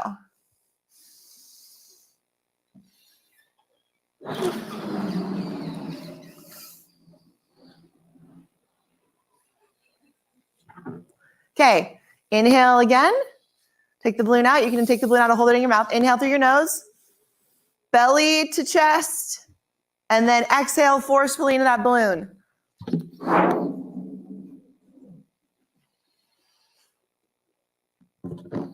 One more time for those ballooners. The other group, if you have a straw, right? Inhale through your nose and then exhale through that straw, nice and slow. So again, after that third inhale, or exhale, just go ahead and let it go. Just don't spray your saliva everywhere. All right. Good to go. Now you can hold on to that balloon and take it home, but that's a quick way, and the straw is a tactile way to help train that parasympathetic nervous system, right? Rest, digest. It's a little breathing hack, right? I like the science behind that. If I'm having a situation where, let's say this morning, I found out my kid who goes to a Montessori preschool, there's a lice breakout, right? This is real life. And I'm away, my husband's at home working, but yep, two minutes later, the head of the Montessori calls and says, yep, Axel's got lice. So yeah, it caused me to freak out a little bit because I'm not there.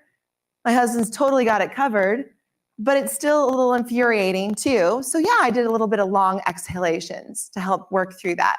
Those are little things, right? But there are also bigger incidents where you find out you just lost someone, or you have road rage, like you're feeling a little tense on the road, someone cut you off.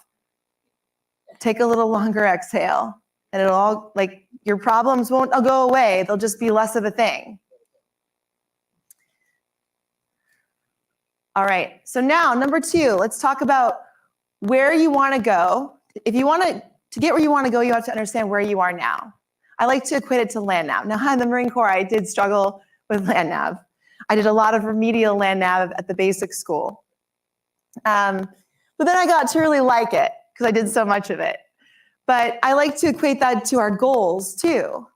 If you want to be a healthier person, or let's just say a better leader, better business owner, you got to really understand where you are now. Be brutally honest with where you are. Is the business running you? Is your family, do the family love having you around? Are you always distracted? You got to take a hard look at yourself. I was sick for 6 weeks straight, not going to lie. And I really do my best to do self-care every day. But I had to take a hard look of how was I sleeping? Oh, you know what? I was letting caffeine. I was drinking way too much caffeine. Traveling different time zones, I started to creep into my afternoon. Yes, knowing what I know about sleep, it did affect my sleep. So I went on a caffeine detox, helped get me the adequate rest I needed. And now I'm very, committed to drinking it a couple hours after I wake up, not right away because I don't want to need it, but then ending at 10 a.m. This is a little nugget for you all, because 12 hours later, after you drink your last cup of coffee, it's still in your system. The quarter life of coffee, 25% is still left in your system at 10 p.m. So I don't want 50% in my system. I only want 25% or less. So just something to think about. Drinking caffeine, giving yourself a detox if you're addicted to it. Feel like you need it when you first wake up. Drinking it 90 minutes to 2 hours after you wake up, and then stop drinking it by 10 a.m. It is a game changer, and it will help you not have that crash in the afternoon. But anyway, I had to take a hard look recently at how much caffeine I was drinking. But some of you have to take a hard look at a lot of things you're doing, as have I in my past. So at the end of this presentation today, I have a gift for you that it's called the Lifestyle RX. And everyone's got a ball, right, in your bag. And the cool thing is it's got the VEI thumbprint on it, which is really awesome. Anyway, that ball will come in a lot of use because on that Lifestyle RX has the 5 components of well-being: mindset, building your mental performance, physical performance, sleep, food, and then social support. It's got some very researched ways to improve those areas of your life that you can use as a checklist and you can give to your teams and say, hey, if you're not doing these yet, start doing them one at a time. And on the back of that is my 10 most favorite self-mobilizations. Whoever gets really cranky neck or lower back tension from sitting. Yeah. If you don't, you're probably not human, okay? Or running a business, right? You're gonna get aches and pains. So I kind of threw in some wonderful mobilizations that I think y'all will enjoy. But they require that ball, so don't lose it. Get on the ball. And guess what? 70% of our health and well-being in the research of epigenetics, which I'm fascinated with, is under our control. 30% of our health and well-being is not, but 70% is by how we live our life.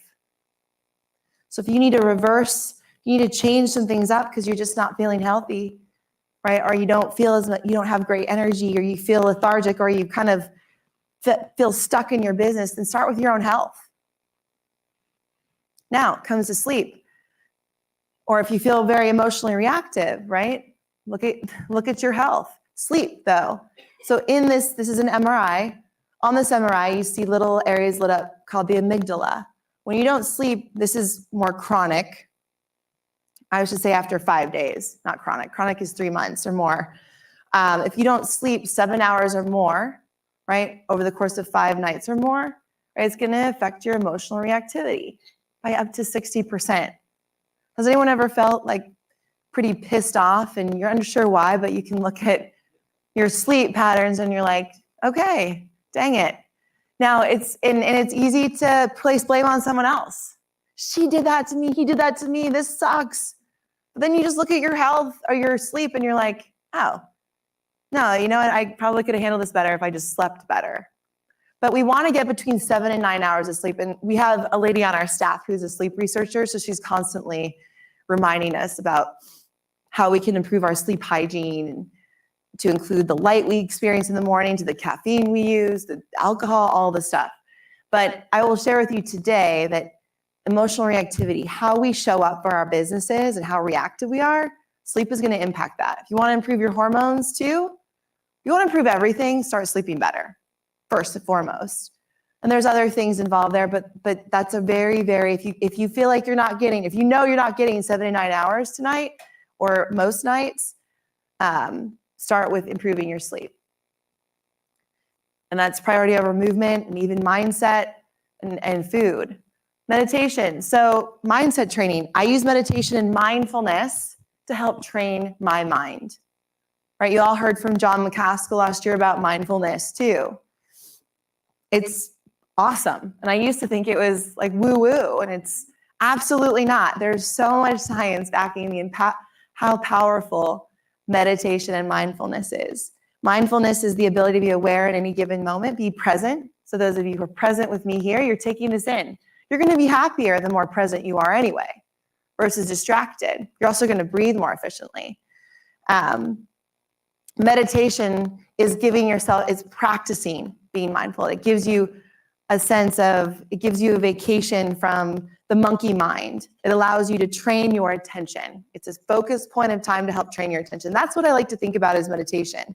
It's not like listening to someone telling me to do kumbaya and some shit. It's like, it's more than that. It's helping you train, and sorry if anyone's offended to that, but I'm with fellow veterans, so I feel like this would be fine. I've been in audiences where they're like, oh, she just said that. I think I just said douchebag, but that was it in that particular audience.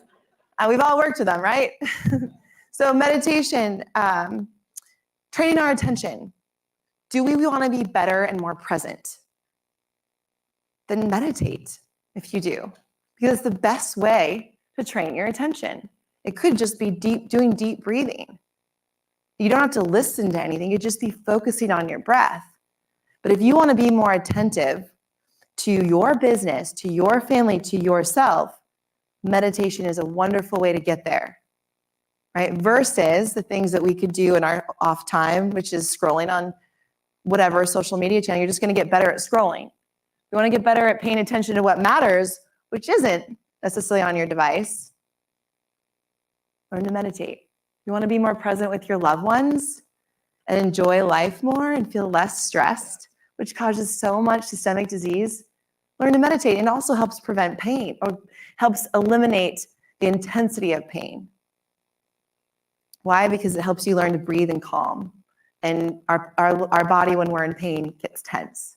So it literally decreases tension in our body and our brain. Movement. This is my favorite thing. Oops, hold on, I'm a little crazy there. So movement, exactly what I'm doing right now, right? There's been a couple studies around kids who have moved for 10 to 20 minutes before a test actually did better on their test. And they were improved their performance by up to 30%. That's one letter grade at least. So imagine, I mean, our culture is pretty sedentary.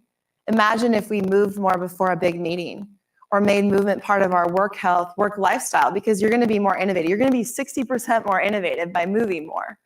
If I'm going to go give a big presentation, right, like this or any other ones, I'm not going to be sitting all the time right before. I'm going to be moving around a little bit, stretching, that helps my brain get going too. It lights up areas of my brain to help me think about what I'm going to say. But then also the contrary, sitting quietly is also super beneficial. When do you think being quiet would be beneficial? Or your brain being quiet, I should say. When would that be beneficial in your day? Before bed, yeah. When you first wake up too, potentially, right? When you wake up versus jumping right into your phone and the TV, like being present with the morning and letting yourself enjoy the morning light, the people around you, your family, and then turning on your phone and getting into work at a certain time can be very beneficial. And that's what meditation can do for you too, is help shut down the mind and be more quiet. But there's time for movement too. Our body is designed to move. During our day, we should get more movement. That's why we're having frequent breaks here and you're getting up, talking to people. It's better for your brain and body. And that was a encephalogram, by the way. This image is a little weird. Excuse me, hold on. Yeah, this is an encephalogram. It's an image that helps diagnose brain disorders, but it kind of shows how the brain's lit up when you move and how it can be quiet when you sit quietly. And then, of course, food. Think of water as also part of our food intake, right? We should be drinking at least a half an ounce. So half our body weight in ounces, that's what we need to be drinking of water a day. I didn't really say that very efficiently. You'll see that on the little printout. We need to be drinking a lot of water. I was going to say a shit ton, but a lot of water, okay? It's very good for you. And I say that because if you drink a lot of coffee, you might not be drinking enough water either. And coffee is a dehydrator, which I actually love coffee. So I'm not trying to say don't drink it, but just make sure you're getting enough water there too. And at least 0.5 to 0.8 grams per kilogram of body weight, at least 0.5 to 0.8 grams of protein per kilogram of body weight, all right? Protein's important for our longevity. Our muscle mass is what helps us live for the long haul, right? We want to maintain muscle mass. It will erode anyway. So we want to make sure we stay strong and healthy. So when we do get higher up in age, we don't waste away, okay? So that's a little bit on food. And there's more on this sheet that you're going to get at the very end, but at least you can start in those couple areas. And then the last thing, which is one of my favorite places, is the people you're around. We are an average of the 5 people we hang out with. And actually a general in the Army, I don't know if any of you know General Ferreter. He runs the National Veteran Museum out in Columbus, or did. He just retired this year. He's like, show me the people you hang out with and I'll show you your character.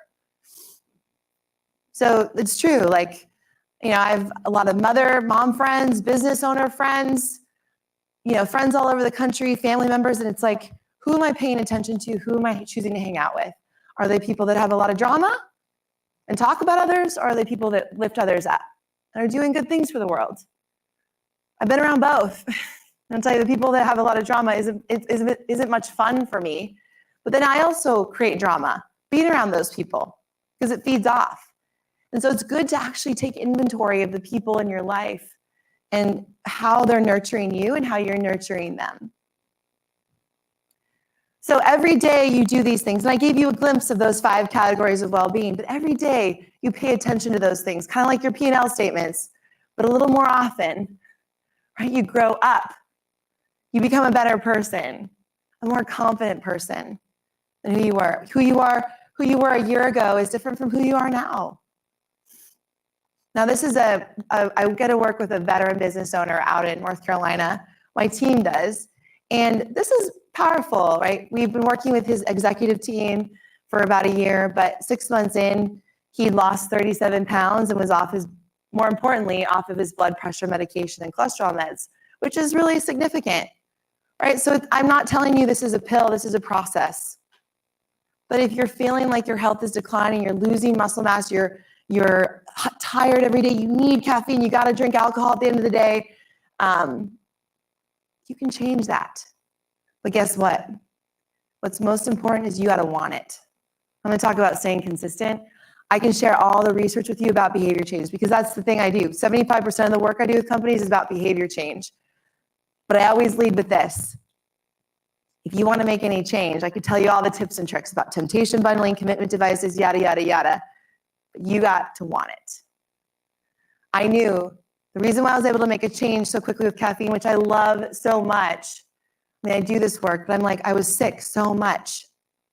I wasn't getting enough rest. This was not too long ago. This was basically the last 8 weeks of my life. I've been sick free for 2 weeks, which I'm really thankful for. But I was sick back-to-back weeks. My kids were sick back-to-back weeks. So there's a lot there, but I had to want to change.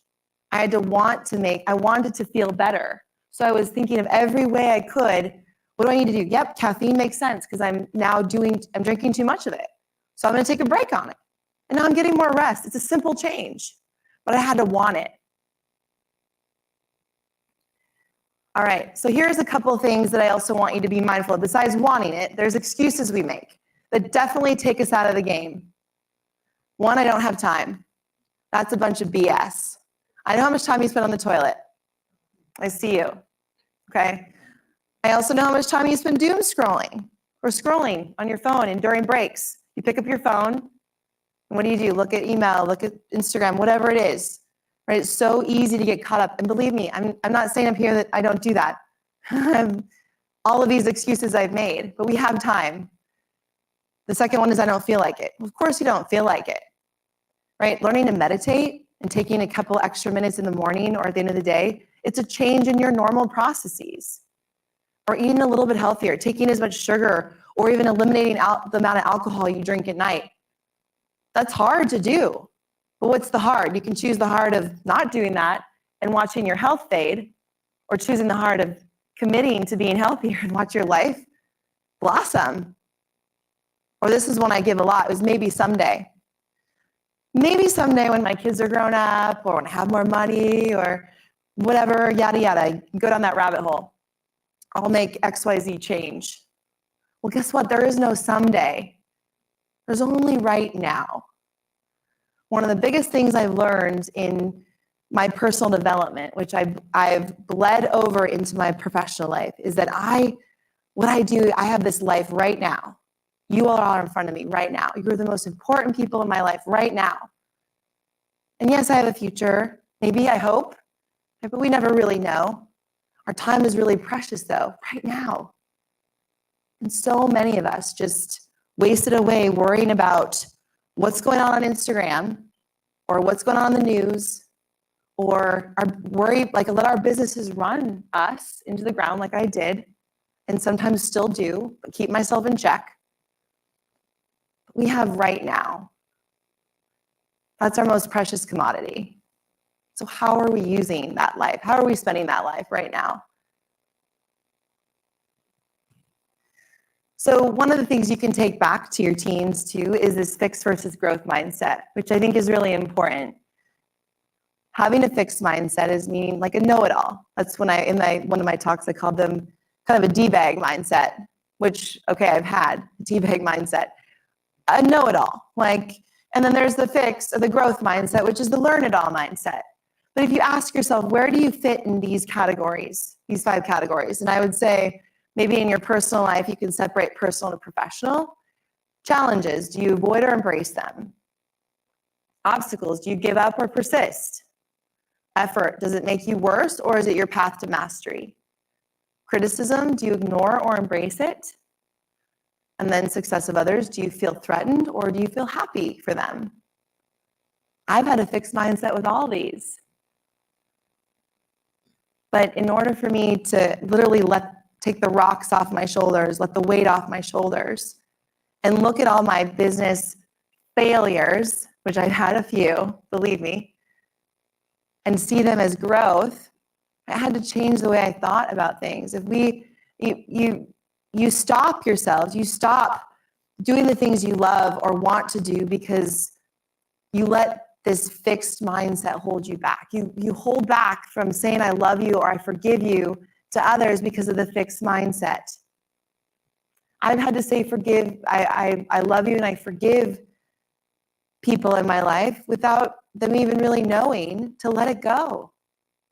Because I don't want to hold on to the anger or the resentment or the trauma. I mean, the trauma is in our body keeps the score, but I don't want to hold on to anger. I want to let it go. So where in your life do you need to have a growth mindset? Maybe in all areas, maybe just in some. But use this as a way to ask yourself, like, if your best friend had the same success for you as you, or more success than you, however you perceive success, would you be happy for them? All right, I want to show you this video and get some feedback after. So here we go.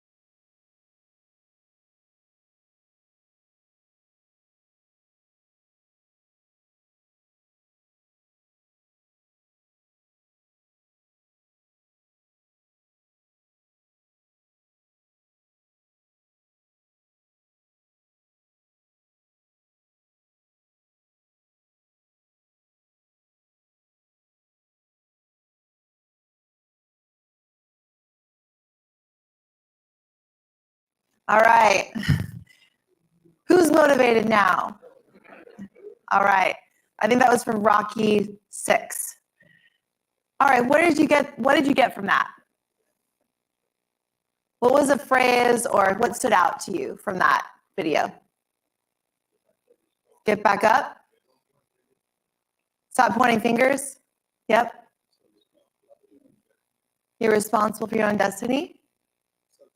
It's up to you. Yes. Yep, nobody hits harder than life. Resilience. Believe in yourself. Keep moving forward. Yeah, it's not how hard you hit, but how hard you can get hit and keep moving forward. If you were to remember one thing from today, is these skills of self-care. Maybe you've seen as soft skills for those in the leadership and development stage, but they're the important, powerful skills. These skills of self-care are how you get up and take the hard hits. because life is going to throw you hard hits. Seems to throw us hard hits all the time with a family and a business. That's how do we keep moving forward? That's been actually a very good, very powerful principle in my life versus thinking life is all sunshine and rainbows and why does mine suck at times, or why do I get hit so hard? Just knowing it's going to come. You're either going through a hard hit, you're either going through one right now, you've already gone through one, or guess what? You may go through one very soon, if not in the future, near future. But understanding that, that's life. And so how do you keep yourself up, pick yourself up and keep moving forward? We learned that with the panel, how an individual lost during the pandemic so much revenue, but then kept moving forward, right? Kept going. Asked his team how he would keep moving forward, how they were going to figure this out, and they did. That's how winning is done. Not just professionally, but also personally. So I'm asking you today, I know I shared some stories and these 5 components of well-being, which hopefully they don't seem as abstract anymore.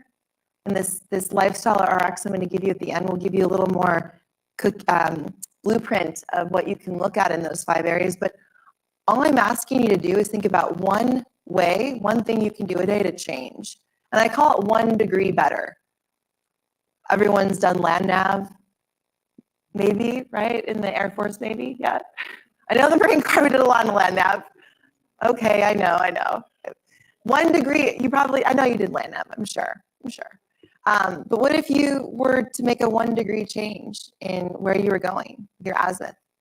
It would take you in a completely different direction if you were 1 degree off, right? But what if you look at that in your life, if you were to make 1 change a day, start to drink more water, right? Or get the 7 to 9 hours of sleep, not compromise that.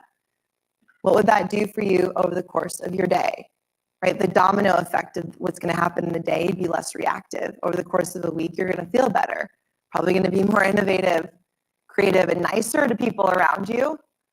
And then also over the course of the year, you're going to be 37 times better. There is actually a math equation that goes into this that James Clear, the founder, author of Atomic Habits, shares about. You'll be 37 times better over the course of a year, or worse, if you choose to not get any better. You could be exactly where you are now. But think about it. How do you become, making 1 simple change a day creates a domino effect in your day? Has anyone ever experienced a domino effect of, like, if you just get up a little earlier and meditate or eat a good meal, what that does for the rest of your day? Yeah, makes a huge difference. I'm very thankful. I slept really well last night, even after a day of flying, and it's made a huge difference with just how I show up today. I'm much more excited, right? And I intentionally do my best to sleep before any event and sleep well anyway, but I got an extra good sleep last night just for you guys. But I want you to think about that in your life. I'm not asking you to make huge changes, small as all. 1 degree difference each day. What's 1 thing you can do? And I want you to make a mental note of what that is right now. What is that 1 thing you're going to commit to? Is it drinking more water? Half your body weight in ounces of water a day? Is it eating more protein? Is it sleeping? Is it meditating for 10 minutes? Start with 3 minutes, right? What is it going to be? Drink more coffee. Okay.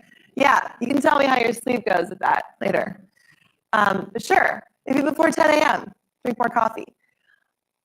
But I want to wrap it all up and share a final story that's really brief about my time in the Marine Corps. Now I'm standing next to my 2 older brothers. I'm 6'1", they're 6'8". We're pretty short. I'm the runt of the family.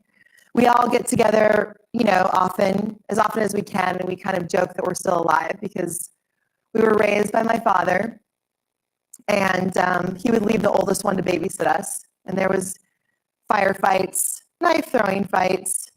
They buried me alive at one point. We had some interesting times growing up. But I'll put a lot of those stories in my book, Warrior. But what I want to share with you is this. When I was a Marine officer, I had 2 jobs. One was a platoon commander. I was in Operation Iraqi Freedom 3, so I ran convoys, and we'd look for landmines and did vehicle checkpoint creation. And at night, my other job was the regimental commander had me be an escort for female insurgents. So because I was the most intimidating female Marine on Camp Fallujah, I'm pretty intimidating, right? Yeah. So because I was the most intimidating female, I was called to this duty. And most of the female insurgents were about this big, very tiny. So it was, you know, a fairly easy job for me, although I didn't sleep much. But so I had these two jobs and felt pretty important, really loved my Marines, very committed to our mission and committed to my troop welfare, especially like how people were doing mentally and physically. I was really good at taking care of everyone else. Good at taking care of my Marines, taking care of our executive officer, our commanding officer, good at taking care of our regimental commander, good at taking care of the insurgents, right? Good at taking care of my family back home. Yet I wasn't good at taking care of me. And so all the while I was doing these jobs, I was struggling I had depression and anxiety. I felt very lonely. As you can imagine, I wasn't able to just go hang out in my Marines' rooms or hang out in any of the Marines' rooms because I was one of the only women on my base. I was one of the only women in our barracks. So there wasn't much hanging out. But all the while, it fed into this disorder I had called bulimia, which isn't something that's super common. It is common, actually. Eating disorders are common. And my friend over here, Leah, can explain all of how many people in the service actually experience eating disorders. It's very hush-hush type disorder. It can be very embarrassing for people, and it was. That's why I didn't speak up about it. I didn't want anyone to know. I looked the part, I acted the part, right? I was the fitness queen, but I struggled internally. And I didn't want people to know about it because I didn't want to be seen as weak. And yet, my father,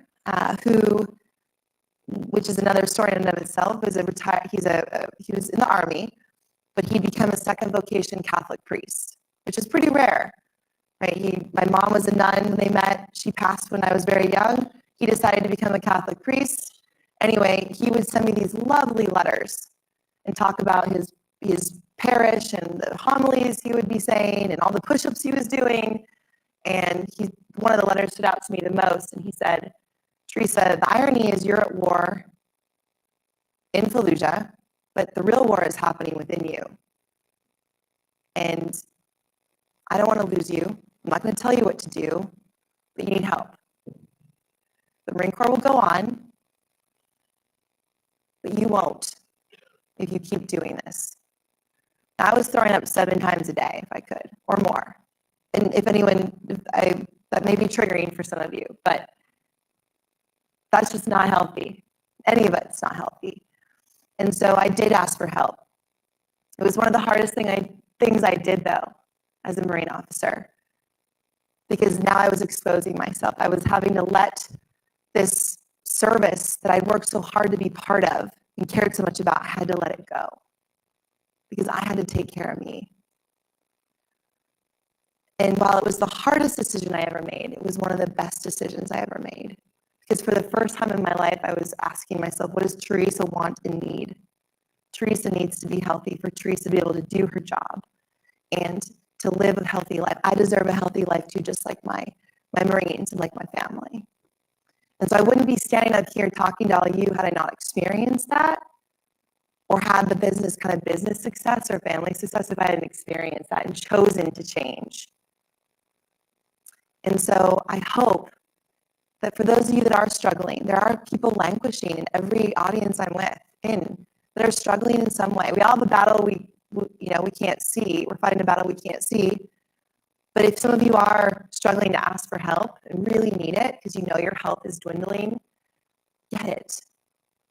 It's never too late. And you'll see your life unfold and grow because of it. And so I love this quote. This actually was one of the first quotes in my book called Warrior. It's called, "It takes the courage and strength of a warrior to ask for help." And that is true. And in a way, for me at the time as a young Marine and having to face all these people, most my leadership, who felt I could do no wrong until I asked for help. It took a lot of moral courage to stand up and need help when everyone felt like, what do you have a hard time going out to eat? You don't like to eat brownies? No, there's more to it than that. Now, I have forgiven, all the people that judged me, but I've also, more importantly, forgiven myself. And I'm very proud to be a Marine. And I'm very proud to be able to do what I do now.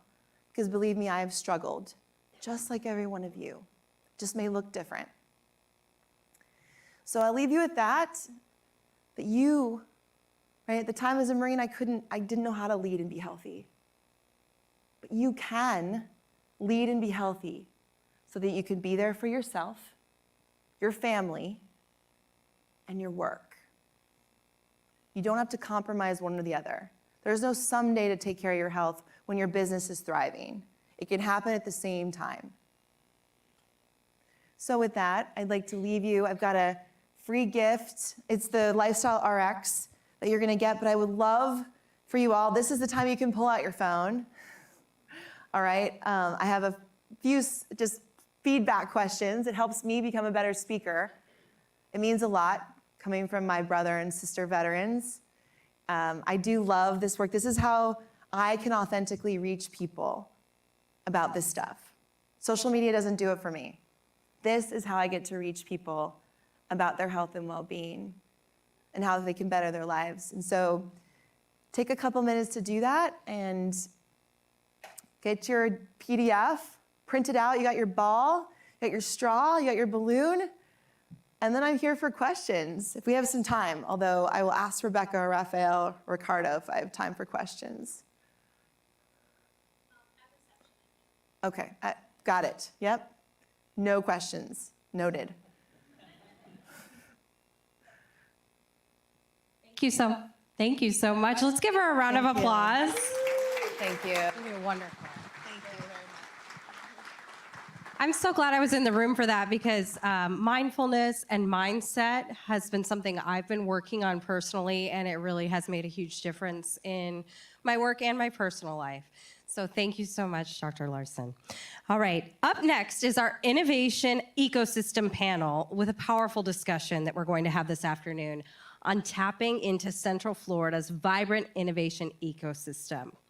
So our panel moderator for this is Richard Bilbao. He is the Associate Managing Editor at Orlando Business Journal, our news partner, WFTV. And our featured panelists that I'd like to welcome to the stage, Carol Ann Logue, the Director of Central Florida's Tech Grove, Director of Programs and Operations, Innovation Districts and Incubation Program at UCF. That is quite the title, my friend. Amy Beard, the Innovation Ecosystem Builder and President of Amy Beard Consulting, and Esteban Saldarriaga, which I hope I nailed that. Nailed it? Okay. Thank you very much. I do read for a living. He is the Economic Development Business Marketing Manager for Seminole County Government. Please welcome the panel. Does anybody need him? Okay, we've got this extra one. Thank you. All right, check. Thank you for pronouncing the names. I was very nervous coming in, so I'm glad you carried me. You did get mine right. Thank you. Good evening or good afternoon or what time? Or somewhere in between. Thank you for joining our panel today. I'm going to steal the moment for a second because I'm with the OBJ and we want the attention. But we were giving out 2 books of lists at our table, and we had some people drop off some cards. So I'm going to read the names here. Ashley Caswell with Roll IT and Paul Jennings with Vet Easy Claim. If you want to pick up your free book of lists, please do it at the table. That was my plug. Oh, thank you. So I'm going to roll right into this. The first question for the panel is, each of you has a different role in helping spur innovation. Please share with us your organization's place in the ecosystem. Guess I'll start. I'll quickly address the 2 roles that I have at UCF, and among that mush of titles that Carla read, I am director of the UCF Business Incubation Program. So that echoes really interesting. We are a 24-year-old now incubation program with 9 locations across Central Florida. And our sole reason for existence is to help early stage companies that have significant growth potential nationally, internationally, for problems that really exist with solutions that really will have impact, to help them grow, be smarter, grow faster, and basically stay alive. We need more Cliff Ngaris, who is actually multi-time graduate of the incubation program. So that is our job, to nurture these companies with a whole range of programs and services and help them be successful across a lot of industry sectors. The Central Florida Tech Grove, which I also have the pleasure of being director of and a co-founder of, is a Department of Defense funded innovation center. So if you have a product and service that might be of value to and have applicability to Department of Defense needs, we want to talk to you, because we're constantly looking for companies to help bring into the defense industry base and help you get connected and grow your business. All right, I'm next. I'm Amy Beard, and I'm really happy to be here today. I am an innovation ecosystem consultant. And what does that mean? I've been here in Central Florida since 2016. I've played different roles in the ecosystem, really trying to help build the assets, the resources, and the connectivity that's needed here in our community to help startup entrepreneurs grow and thrive. And I've helped build a lot of different programs in organizations like UCF and the Florida High Tech Corridor. But I'm now supporting a couple of organizations here locally, Innovate Orlando and Starter Studio, who help grow high-tech companies. I chair our Tech Connect committee in Innovate Orlando, and that's really focused on what are the assets and resources that we have here in Central Florida, and how do we connect the dots to make sure entrepreneurs can get the resources that they need quickly. Thanks, Amy. Good afternoon, everyone. Again, my name is Esteban Saldarriaga. I'm the business marketing manager for Seminole County Economic Development. I'm fairly new to economic development as well as the region. And so when I first started, I'll tell you that I thought my job was just to learn acronyms. And I don't think I was wrong on that. There's a ton to learn. And I realized early on that I was kind of spitting those out to people I met. So our primary focus, though, is to facilitate connections. What we really focus on is bringing all of these entities together to help build our communities. And in addition to is really partnering with educational institutions, namely Seminole State College, the University of Central Florida, business support organizations such as Tech Grove and now Ecosystem Builders that Amy is running, and really bring those things together to create cohesive ideas and a clear picture for our entrepreneurs and startups in the county to be able to gain resources quickly and easily. So how would each of you guys describe the landscape of Central Florida's innovation ecosystem? All right, I'll start. It's amazing. It's multifaceted. There are pockets of innovation happening all over our community.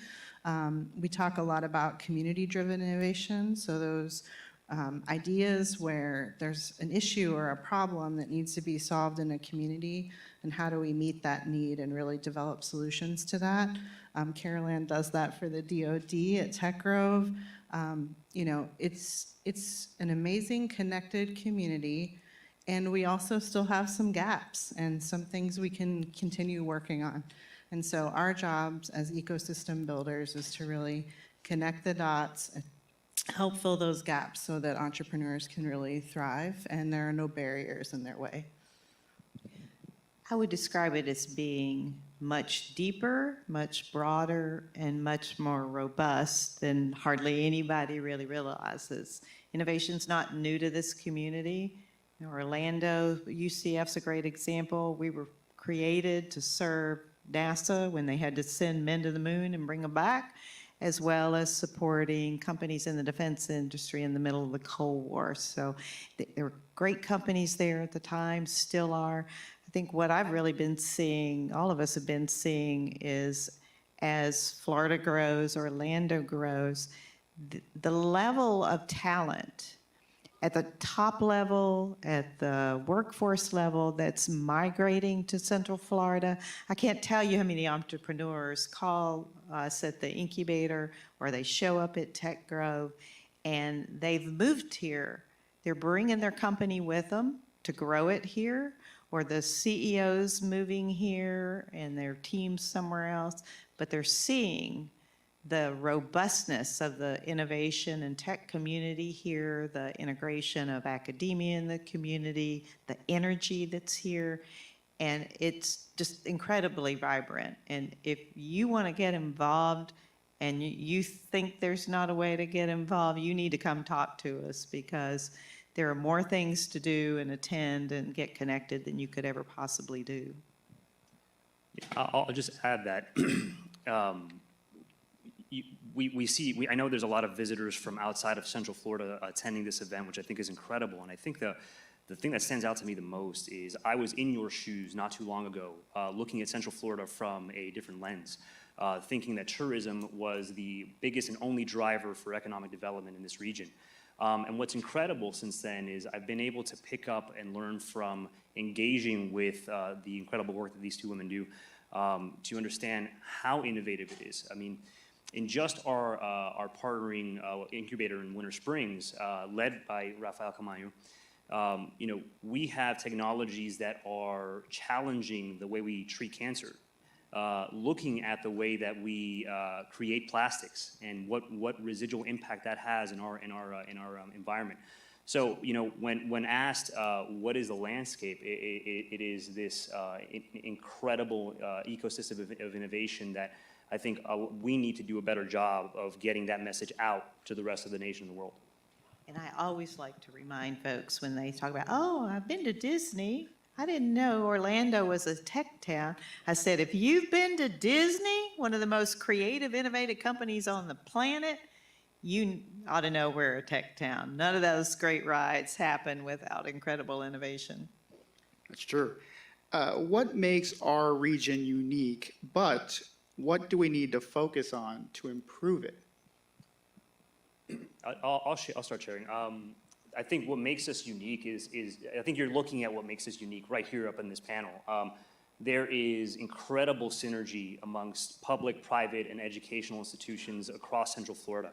I think that is so powerful. I'll share outwardly that, I spend at least a few times a week on the phone or on a Teams call with a lot of the leaders of these partnerships, discussing how we can bring in more innovation or more resources to our entrepreneurs in Seminole County. I don't think I'd be wrong in saying that the reason why some of you drove up here or flew into here to witness this was because you kind of had an understanding that something special was happening in this region. I would agree. When we share with our colleagues in the business industry, our business incubation industry rather, that come to visit, because we get a lot of visits, how we're funded and why we've been able to so successfully sustain for now 24 years, it is because we're not funded by UCF. We're funded by our city and county local governments, because we're a vital part of their economic development strategy to help nurture companies that have that potential to create lots of jobs, really high value jobs in the community. And that does not happen in most places. We don't get state dollars, we don't get federal dollars, we're grassroots. And that's what I see with almost every major longstanding initiative in this community. It's how this community thinks. Get everybody at the table, UCF, industry, entrepreneurial support organizations, and let's figure out how we do this better together. I'll add just a couple of things. Carol Ann mentioned the tourism and hospitality industry that here, and so did Esteban. There's all this tech and innovation that's happening, and yet we've got such a young university and such a huge university that's here, that's really driving a lot of cutting edge emerging technologies. I was talking about it on a call this morning.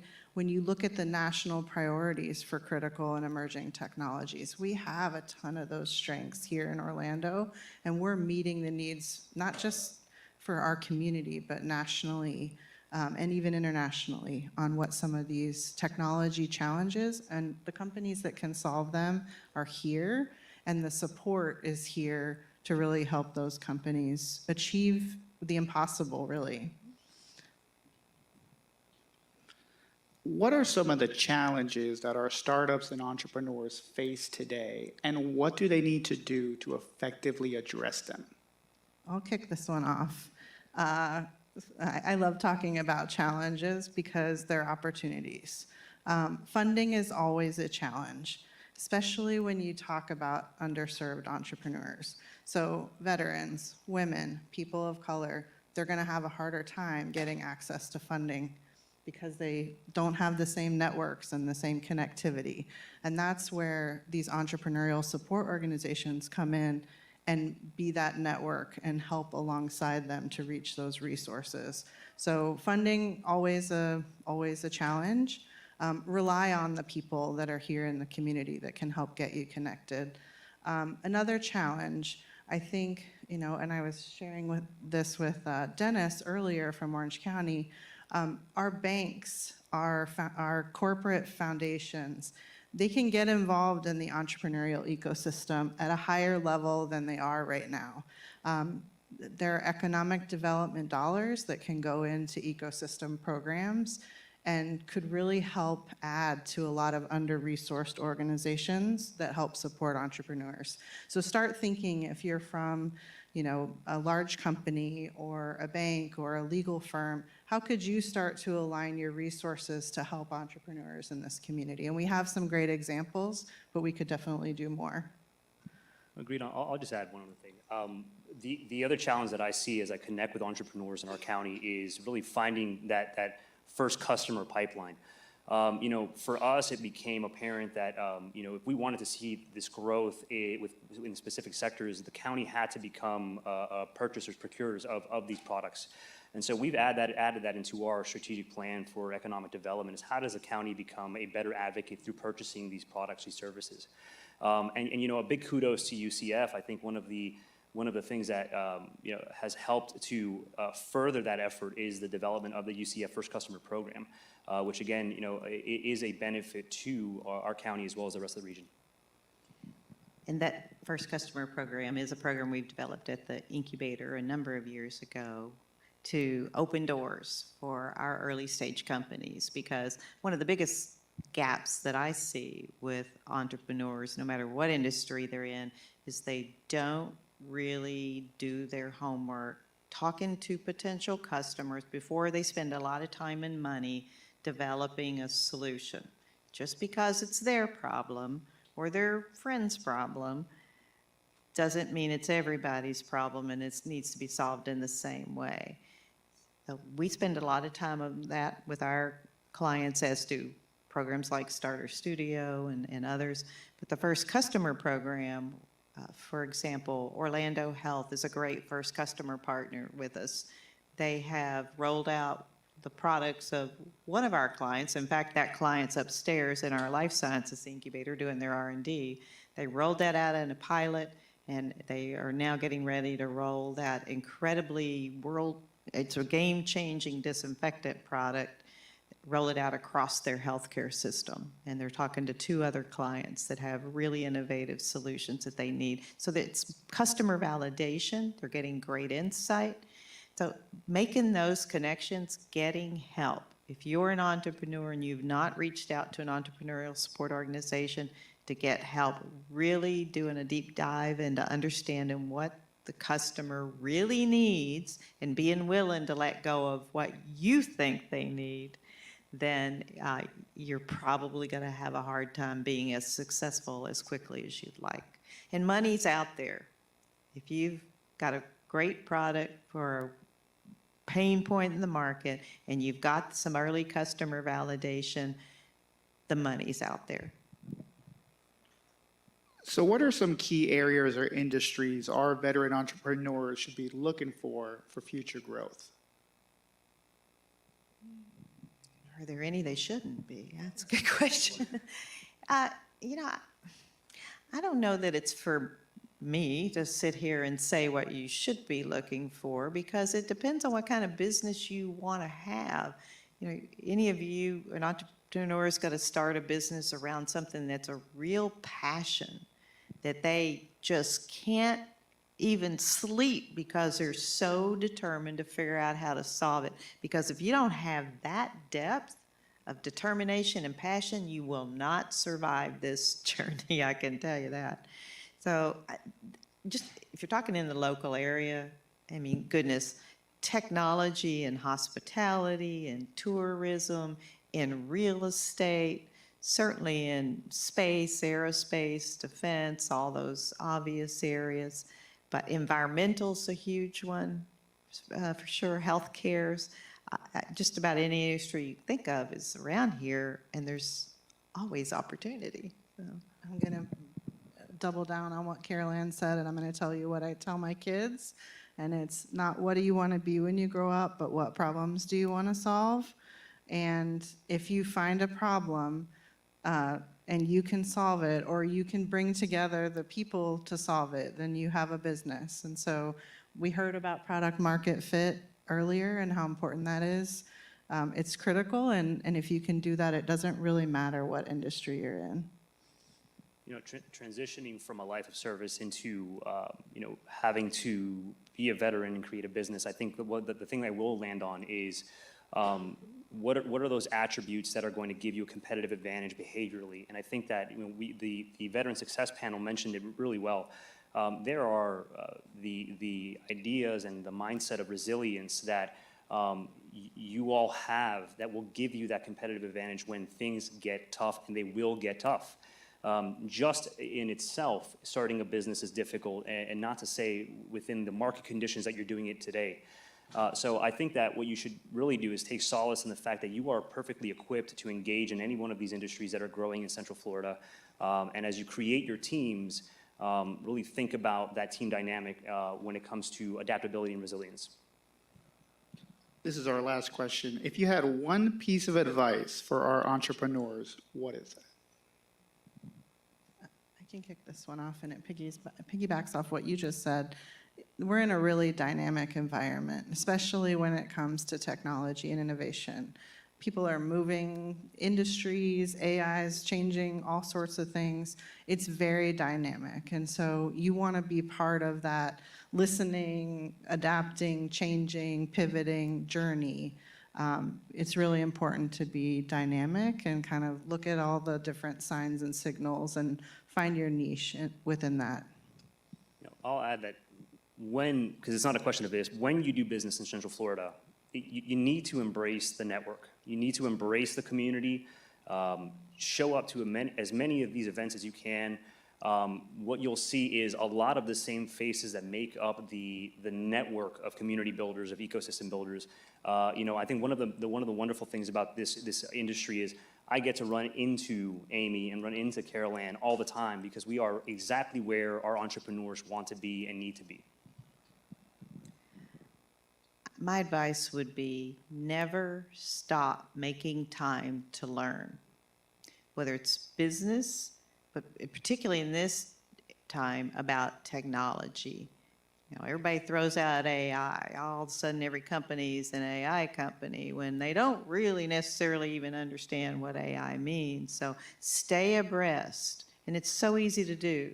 Stay on top of the current technology trends so that, to Amy's point, you can pull that into your business. You can integrate that into your products and services and know what it is your customers are talking about and what they might need.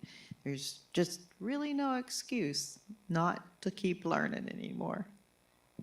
Well, perfect. Well, perfect. Thank you. That's punctual. We're right on time. So if we can have an applause for our panelists, please.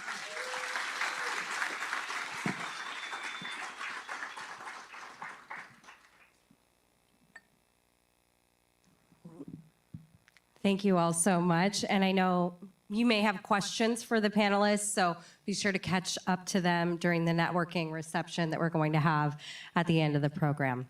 So to close things out this afternoon, we have a very special treat. I'm excited to introduce Carlos Navarro to close us out.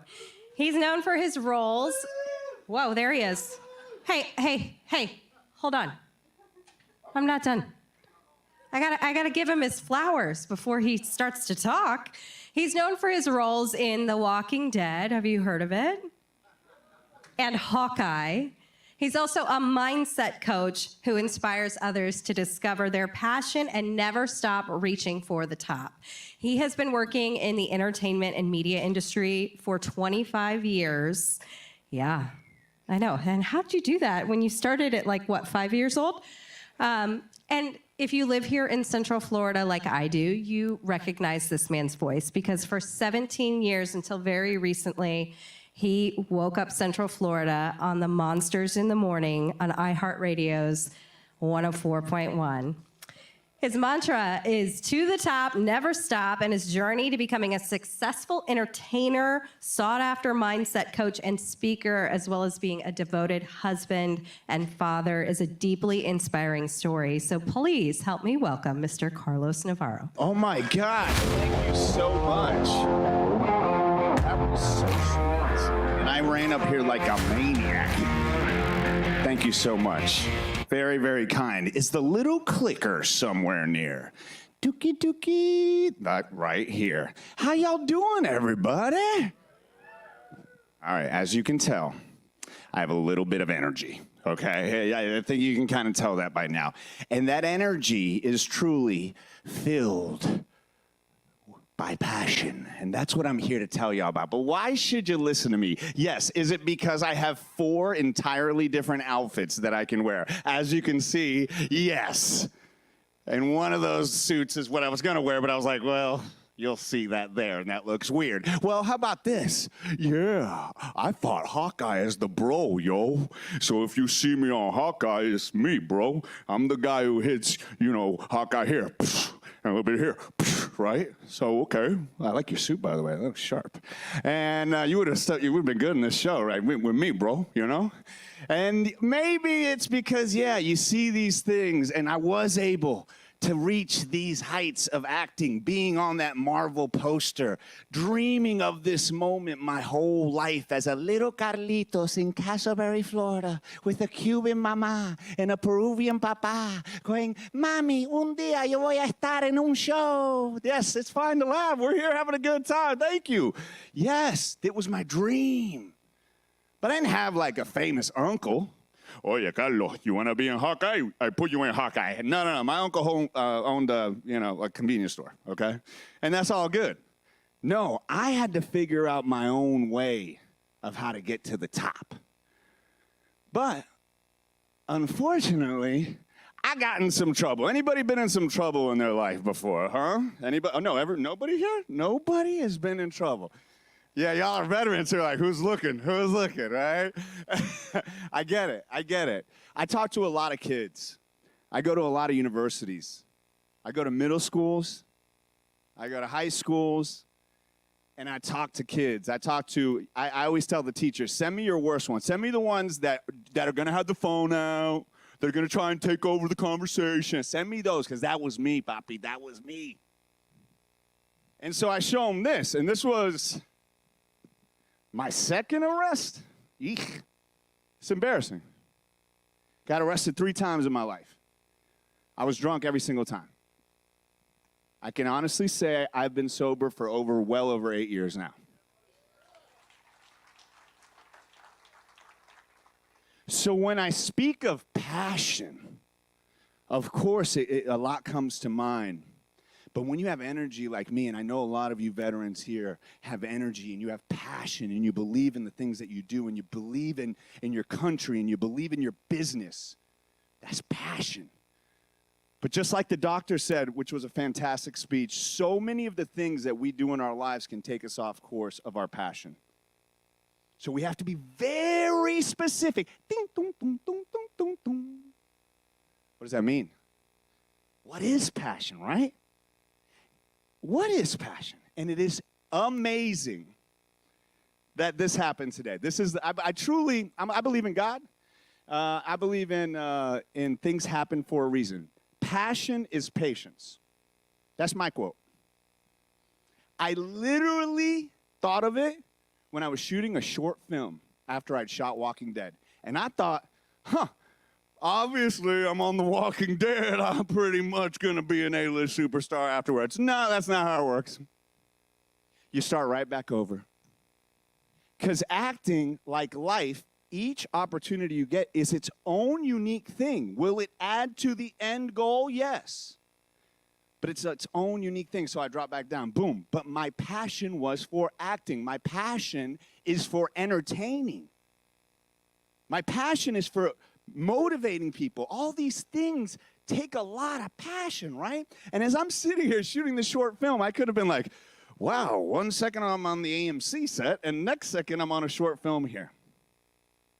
But that would have been disrespecting whatever that is that lets me have that passion. Why is it that we have a passion for the businesses that we have, for the things that we do? Your passion is not mine. Your passion is not mine. I don't have what? The patience. So as I'm sitting there in this short film, and as I walked into this very amazing auditorium here, a reporter walks up to me. This is for real, guys. This was not part of my speech. And he goes, "You don't remember me, do you?" And I said, "No, I don't." Because this quote was about 8 or 9 years ago. And he goes, "I was a reporter who came to a set on a short film that you were shooting." And I said, "Oh my God, I'm about to talk about you."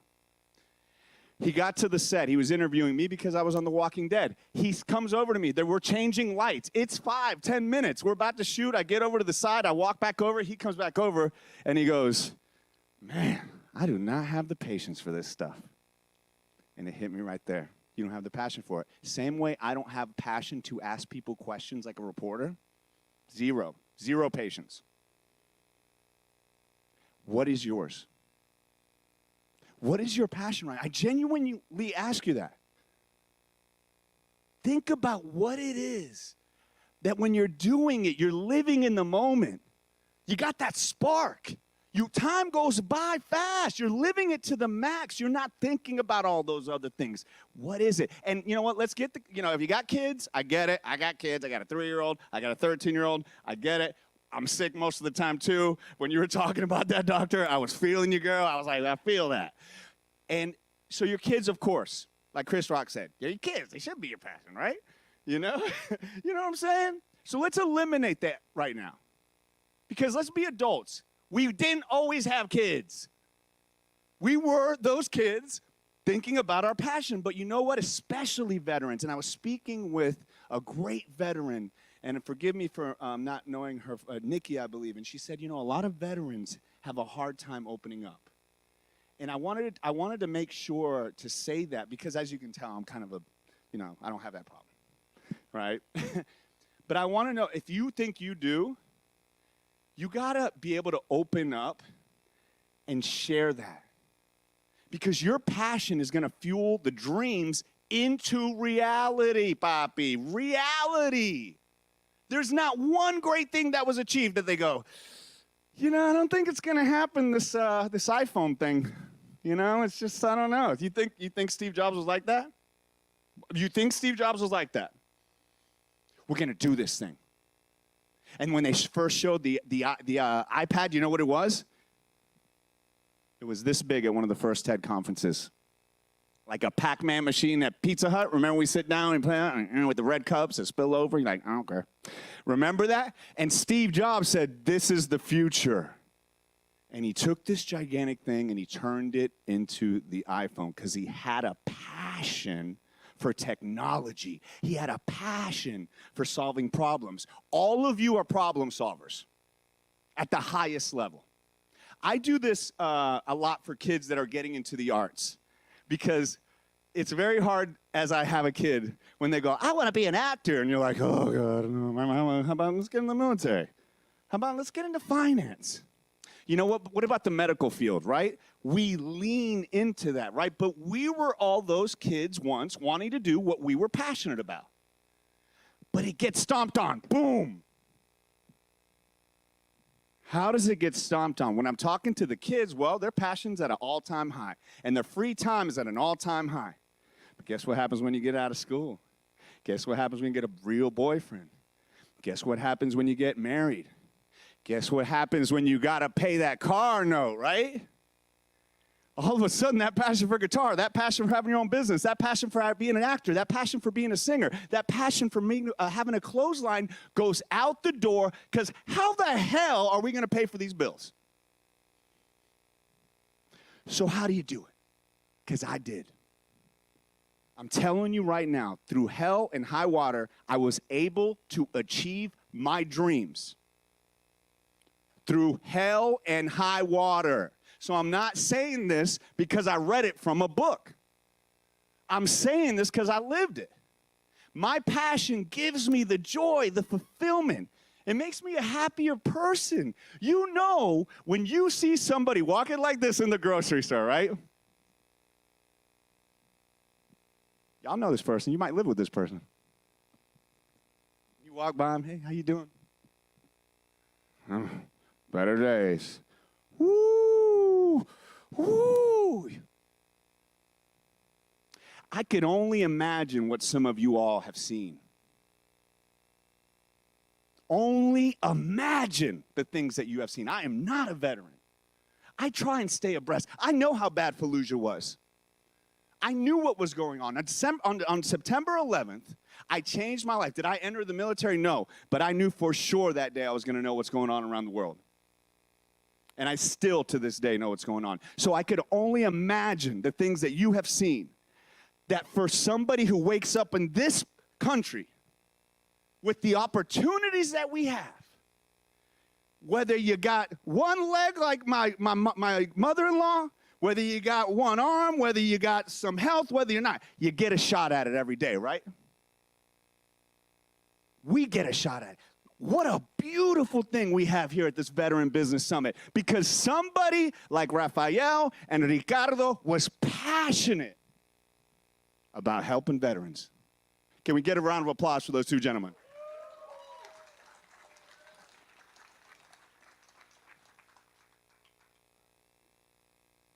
All of these things really do help. But they can't stay in here. What's your passion?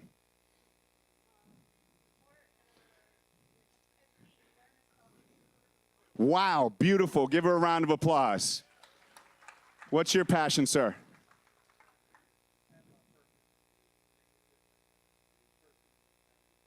Beautiful. Give him another round of applause. I know what your passion is. I looked up your background. You got about 1 million of them. So, sir, what is your passion? Beautiful. Beautiful. Share those passions, not just here in the networking event. You know where you share them at? When you're in the let's bring the grocery store back up, right?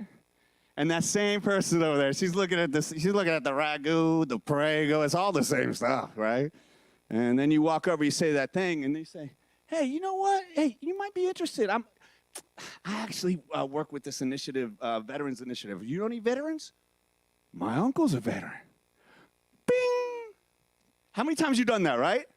Where I like that. I like that. I take that as a challenge. I see somebody in today's another day. I'll look at that person. I'll be like, oh, no, I got you. And I'll stop and I'll be like, yo, I like that shirt, man. And they'll be like, thanks, man. We're all just kids. We're all just trying to figure it out. Don't ever believe anybody that says they got it figured out. Here we go. Here we go, yo. What? Okay, so this is super important. This is the part where I go, all right, if you want to learn something, this is, oh, that's the cap that I broke off. So if this is how I was able to achieve to get on a Marvel show. This is how I was able to achieve basically ethereal dreams. Because when I looked at my wife, and I was like, babe, I'm going to be on The Walking Dead. She's like, me too. Hey, I'm flying to the moon. You know, it was just one of those things that it's very hard to believe because nobody's done it yet, right? So you, with your business, with your passion, and just put them side by side, because what Doctor said and what the panel said earlier, I believe it was the innovative leader from UCF. You gotta be obsessed with this thing you're doing. It can't just be a little bit. It can't just be like, oh no, you gotta be obsessed. So what do? You have to have a marketing plan. You have to embrace the journey. You can't go, oh, it's gonna be sunshine and lollipops. You have to know, we're gonna go through the woods. We're gonna go through the woods. If you don't go through the woods, you haven't gone deep enough. If it's sunshine, I'm like, hey, owning a business is pretty easy. Well, how is that? We haven't made any money yet. Oh, okay, well, I guess we're not really having a business yet. Owning a business is, oh, dang, we got a business, good idea. People really like it. Oh, we got to hire somebody else. Okay, we are hiring somebody else. They believe in it. Oh, now we got to pay for that person. Oh, we got an invoice in from this one. Oh, but you want to keep doing problem solving, problem solving, problem solving. So you need a plan. You need a plan. What is the plan? Oh my gosh, the magical power of the notebook. Bum, bum, bum, bum, bum, bum, bum, bum, bum, bum. I'm not a doctor. I honestly am just always impressed with the people that I get to speak with and work with. I literally just got lucky as a kid. I started writing everything down. Very young age. My dad got into, I like to call myself Tony Robin Williams, okay? So I got into these books and stuff really early on, and one of them was like, write it down. So that's what I do. This is literally like one of my, I keep one major notebook, and I cannot stress how this will change your life. And be honest, and I know a lot of you guys are leaders, so it'll be different, but how many of you physically write out your daily task on a piece of paper? Raise your hand. Okay, it doesn't surprise me here because we're in a room full of leaders, okay? But the fact of the matter is when you do it at school and the phones, 1 or 2 hands. And the 1 or 2 hands that raise their hands are the tops of their class. I promise you this, all leaders don't write out their thoughts, but the best leaders in the world do. Think on paper. Because we as visionaries, who a lot of us are in our own realms, it takes sometimes a lot of, it's hard to convey messages, right? So imagine your brain is this office messy desk, right? And it has all these things going on.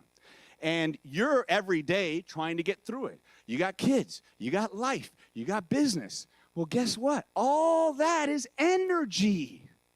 Why do we feel better when we talk to somebody? That energy gets out. So every day, when I was a kid, I would write out, hey, I want to be a director.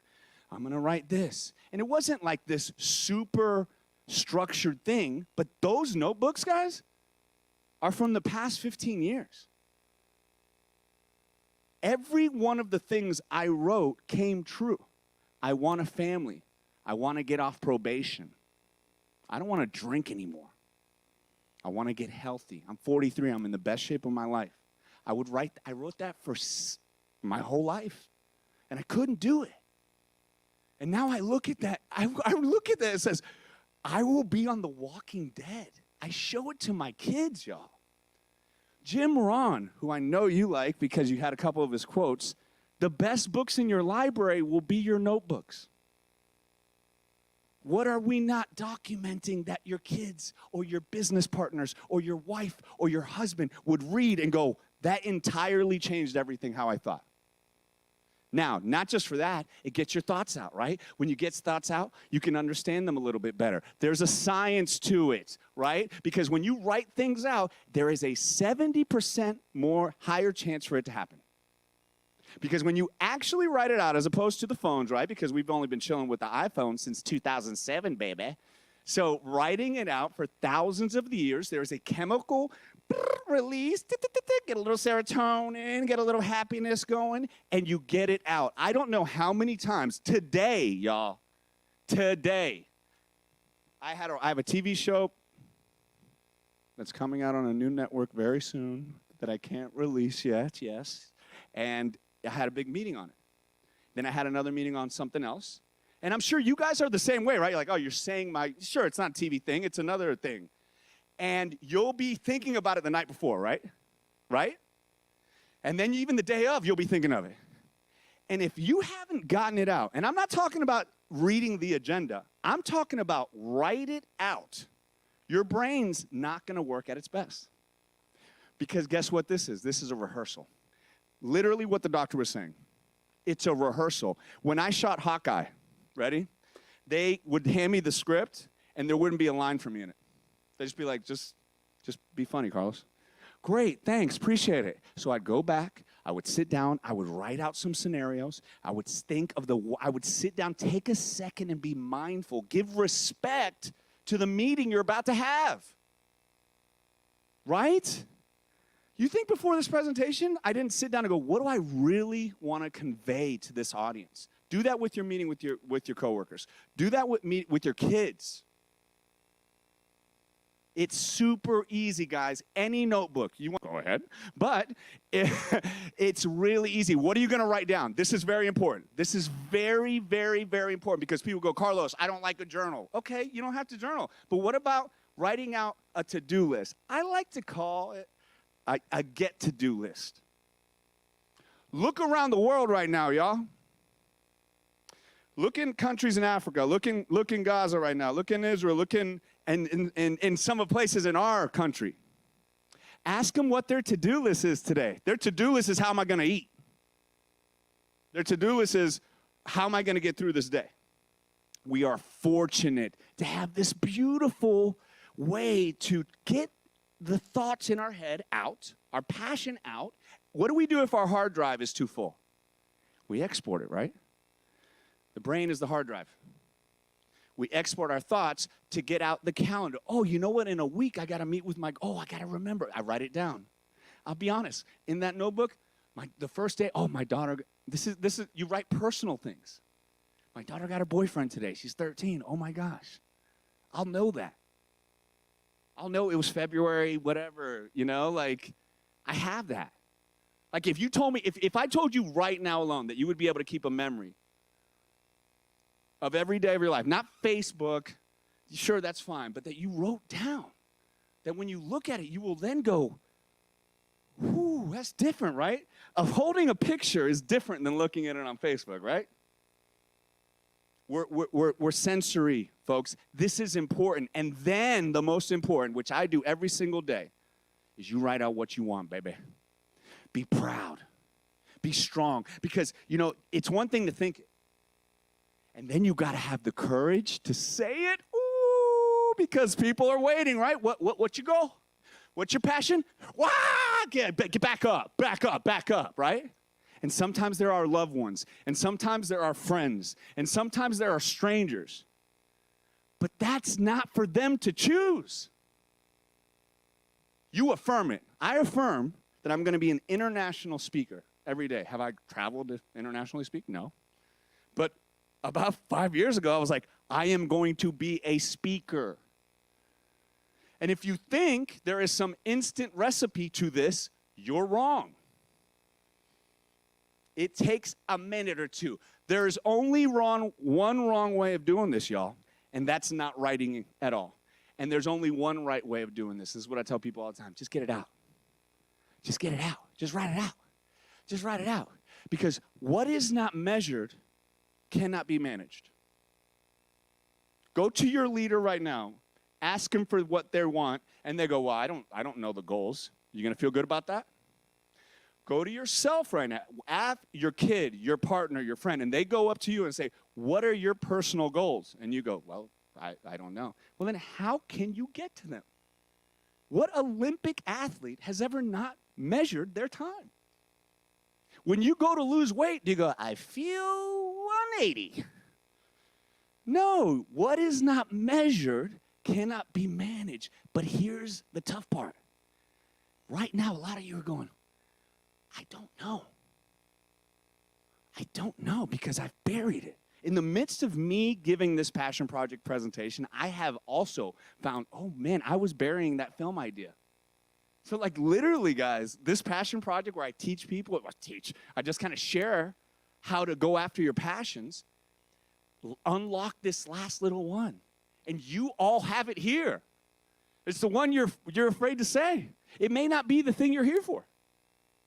It's probably not the thing you're here for. Sure, you can apply these things, but maybe But maybe you're like, I'm glad I stayed for this bald guy, Carlos. He's crazy. And just that one thing he said about passion really, really stuck. That's all I would love to hear. Chart your journey.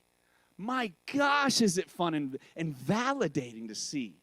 What do you want today? What do you want this week?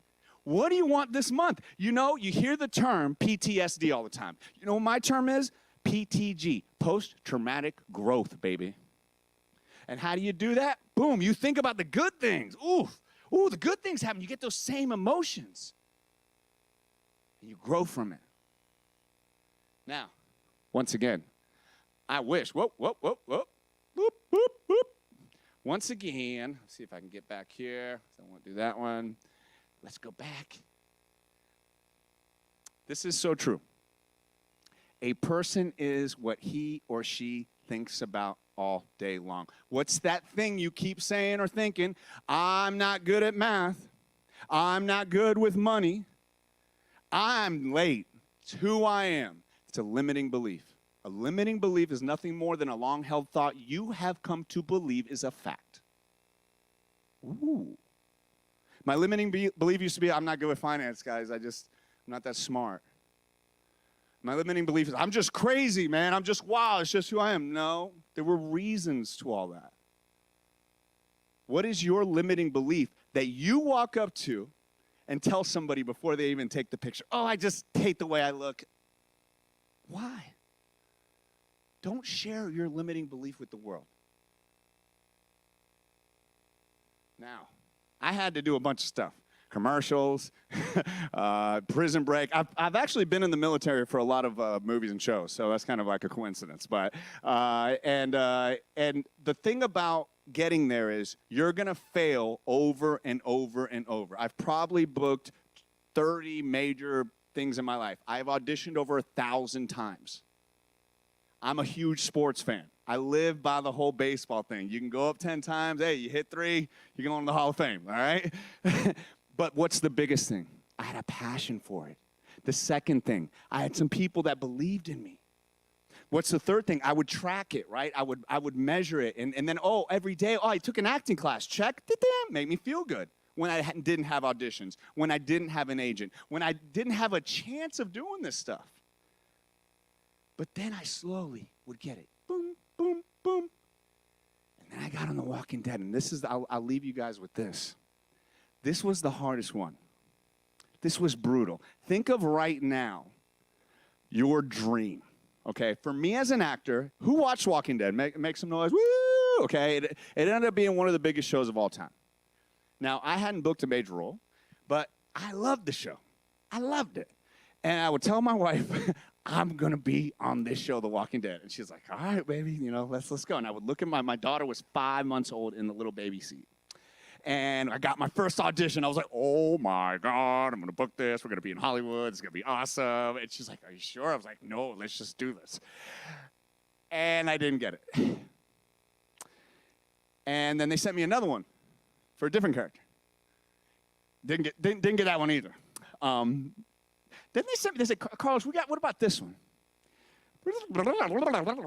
Fast forward, 5 years later. Now my daughter's running, right? Now my daughter's 5 years old. I'm at about 12 or 13 auditions. Most people give up. Why? Was there somebody telling me to give up? No. My wife had my back. I knew I had the talent to do it. I mean, think about this. You're not getting your dream, and then you watch your favorite show, and there's the dude who got your part. But I make up stuff. I was like, he has long hair. He has blue eyes. and really, this is what was happening. It wasn't my time yet. Right now, you're on a path. And you want it to happen now. But it's not your time yet. And if it did happen now, it wouldn't happen the way you wanted it to. So in my mind, I want you to remember this. I made a decision to never quit auditioning for that show. I was like, Megan, that's my wife's name, I'm going to be a little old Cuban man, bald with a hat going, trying to be a zombie on the show. But I am not quitting. Because remember this. Boys make choices. Men make decisions. Girls make choices. Women have to make decisions. So I made a decision, thankfully, because there was nobody telling me I had any right to be doing it. In fact, I really thought in my head I had no chance of getting it because I had already seen 3 other shows that I wanted that I never got a chance to get. But I kept auditioning. And then one day, I wake up from a nap, and there it is. Scott, the executive producer would like to see you, Carlos. I call my agent. Is this normal? No, I've never had this before. I'm like, okay. So they send an audition. Because I had put in the work, because once again, you have to put in the work. I was writing down where they were in the series. I was taking lessons. Oh, I was reading the comics. So when my opportunity arose, I wasn't caught flat-footed. I said, oh, that's the Saviors. Oh, yeah, yeah. And they said, Carlos, can you ride a motorcycle? And I said, absolutely. And my agent said, can you really? I said, nope, never ridden one. I said, but I'll learn it. So guess what? I did the audition, put it on. They said, oh, you know what, Carlos? Do you know how to ride a horse? I said, yeah. Call me an equestrian. And they said, do you really? I said, no, I've never been on a horse before. So I did the audition. Didn't hear anything back. Look at my wife. I'm like, you know, hey, did our best. Get a call. Carlos, you booked The Walking Dead. Get in your car. They need you in Atlanta by the morning. And I don't know anything about the part other than it rhymes with your name. Click. I jump up and down. Wah! You ever seen that American Idol moment where they're jumping up and down? I got to have one of those, y'all. That was really fun. With my wife, who was there with me when nobody else was, y'all. Nobody. So if you got one of those real G's in your life, give them another hug today. Because we shared that. I got in there, and I go, they sent me the script. And you know, like people die like all the time in The Walking Dead, so I got the script. I was like, yeah, let's see the script. I'm probably gonna die. I live. Yeah, baby. So that means I got another episode, another paycheck. That's how you look at it like an actor. I'm like, 2 episodes, we gonna eat for 2 months, yeah. And yes, I was like, oh my God, here we go. So I go, and ready, hold on, check this. So here's the crazy thing. I get there. The name is Alvaro. I'm like, that doesn't rhyme with Carlos. What the hell is that? And so I get there and I shoot and I make friends. And I do season 7. And I actually get to be part of it. Who dares to trespass on the...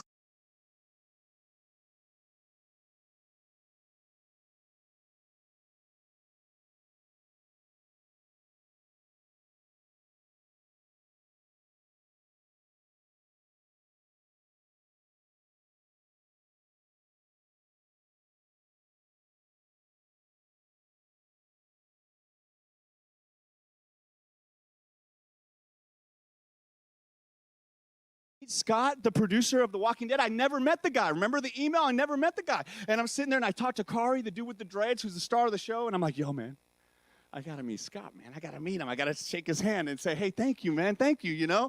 And he's like, yeah, sure, man. Come on. We go through it. This is the rap party. And I'm like, I wonder if he's probably not going to recognize me. I mean, I look so different, you know? And I come through and I'll never forget it, guys. He turns the corner and he sees me and he goes, who dares trespass on the sovereign nation of the kingdom? Does my line. My one of, oh, yeah, thanks. I appreciate that. Thank you. Like I said, I wasn't the star of the show, y'all. The fact that he knew that line, I was like, whoa, I barely knew my line, okay? The fact is this, he goes, and I go, Scott.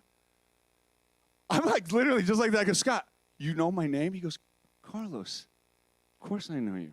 I'll never forget this. He goes, I go, Scott, I auditioned for you guys like a million times. He goes, yes, we know.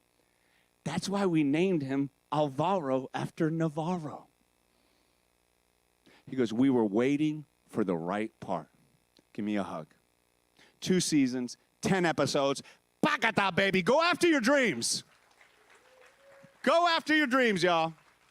That's what passion has. That's what this initiative is for. That's what this summit is about. It's essential. You see how happy I am. You see how I was able to keep it alive through not just platitudes and quotes, just real stuff about marketing your brain to do the right thing, because we all have it, folks. You're sitting in this room because you're passionate, and I'm so glad that you sat here and hopefully enjoyed my passion project speech.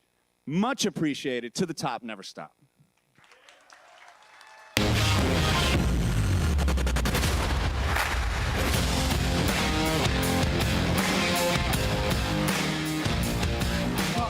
That's a very tough act to follow.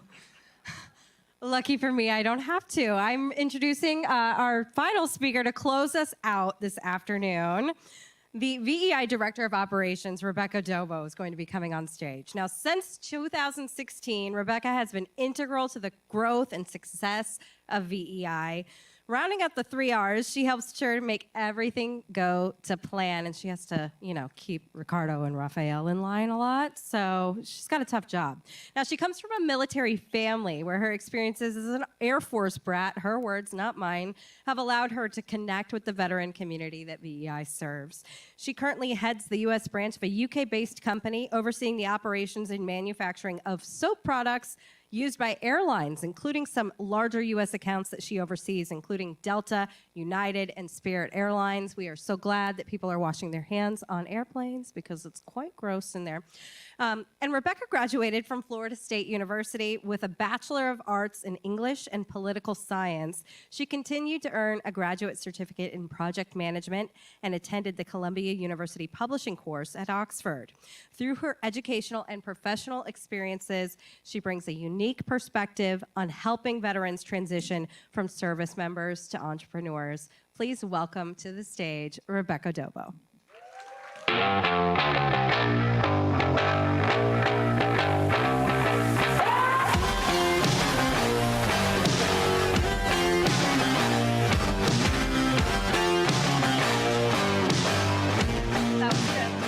I tried really hard. So I understand that I am the last person standing between you and the reception, and I just want to say what a great honor it has been to spend this afternoon with you guys. Rafael, Ricardo, and I also refer to VEI as our passion project, so it truly is kind of neat to be following someone who is so passionate as well. So just like Teresa, we want to take the opportunity to ask you all to participate in a survey for us. So if you guys don't mind using your phones, go ahead and just scan right here and provide us with your feedback. This is our second summit, and we plan on being here for a very long time. So we'd love for you all to provide information as to what it is you'd like to see next year.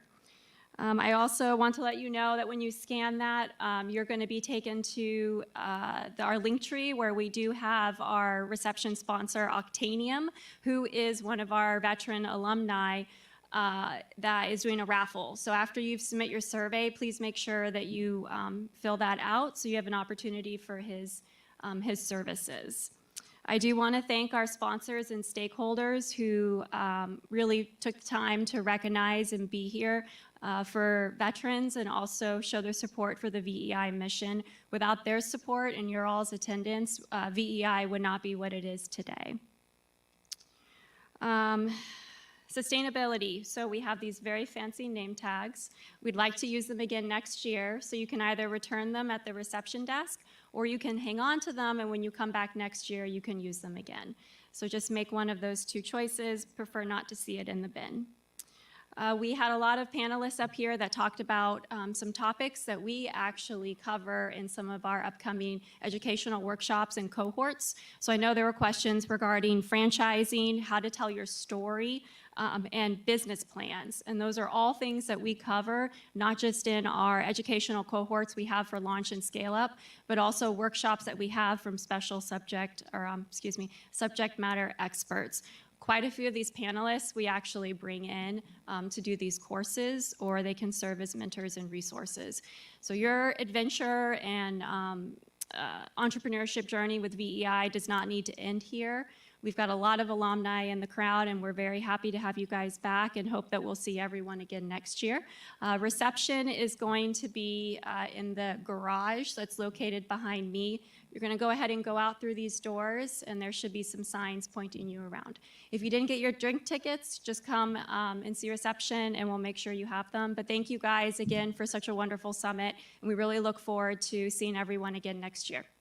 Thank you.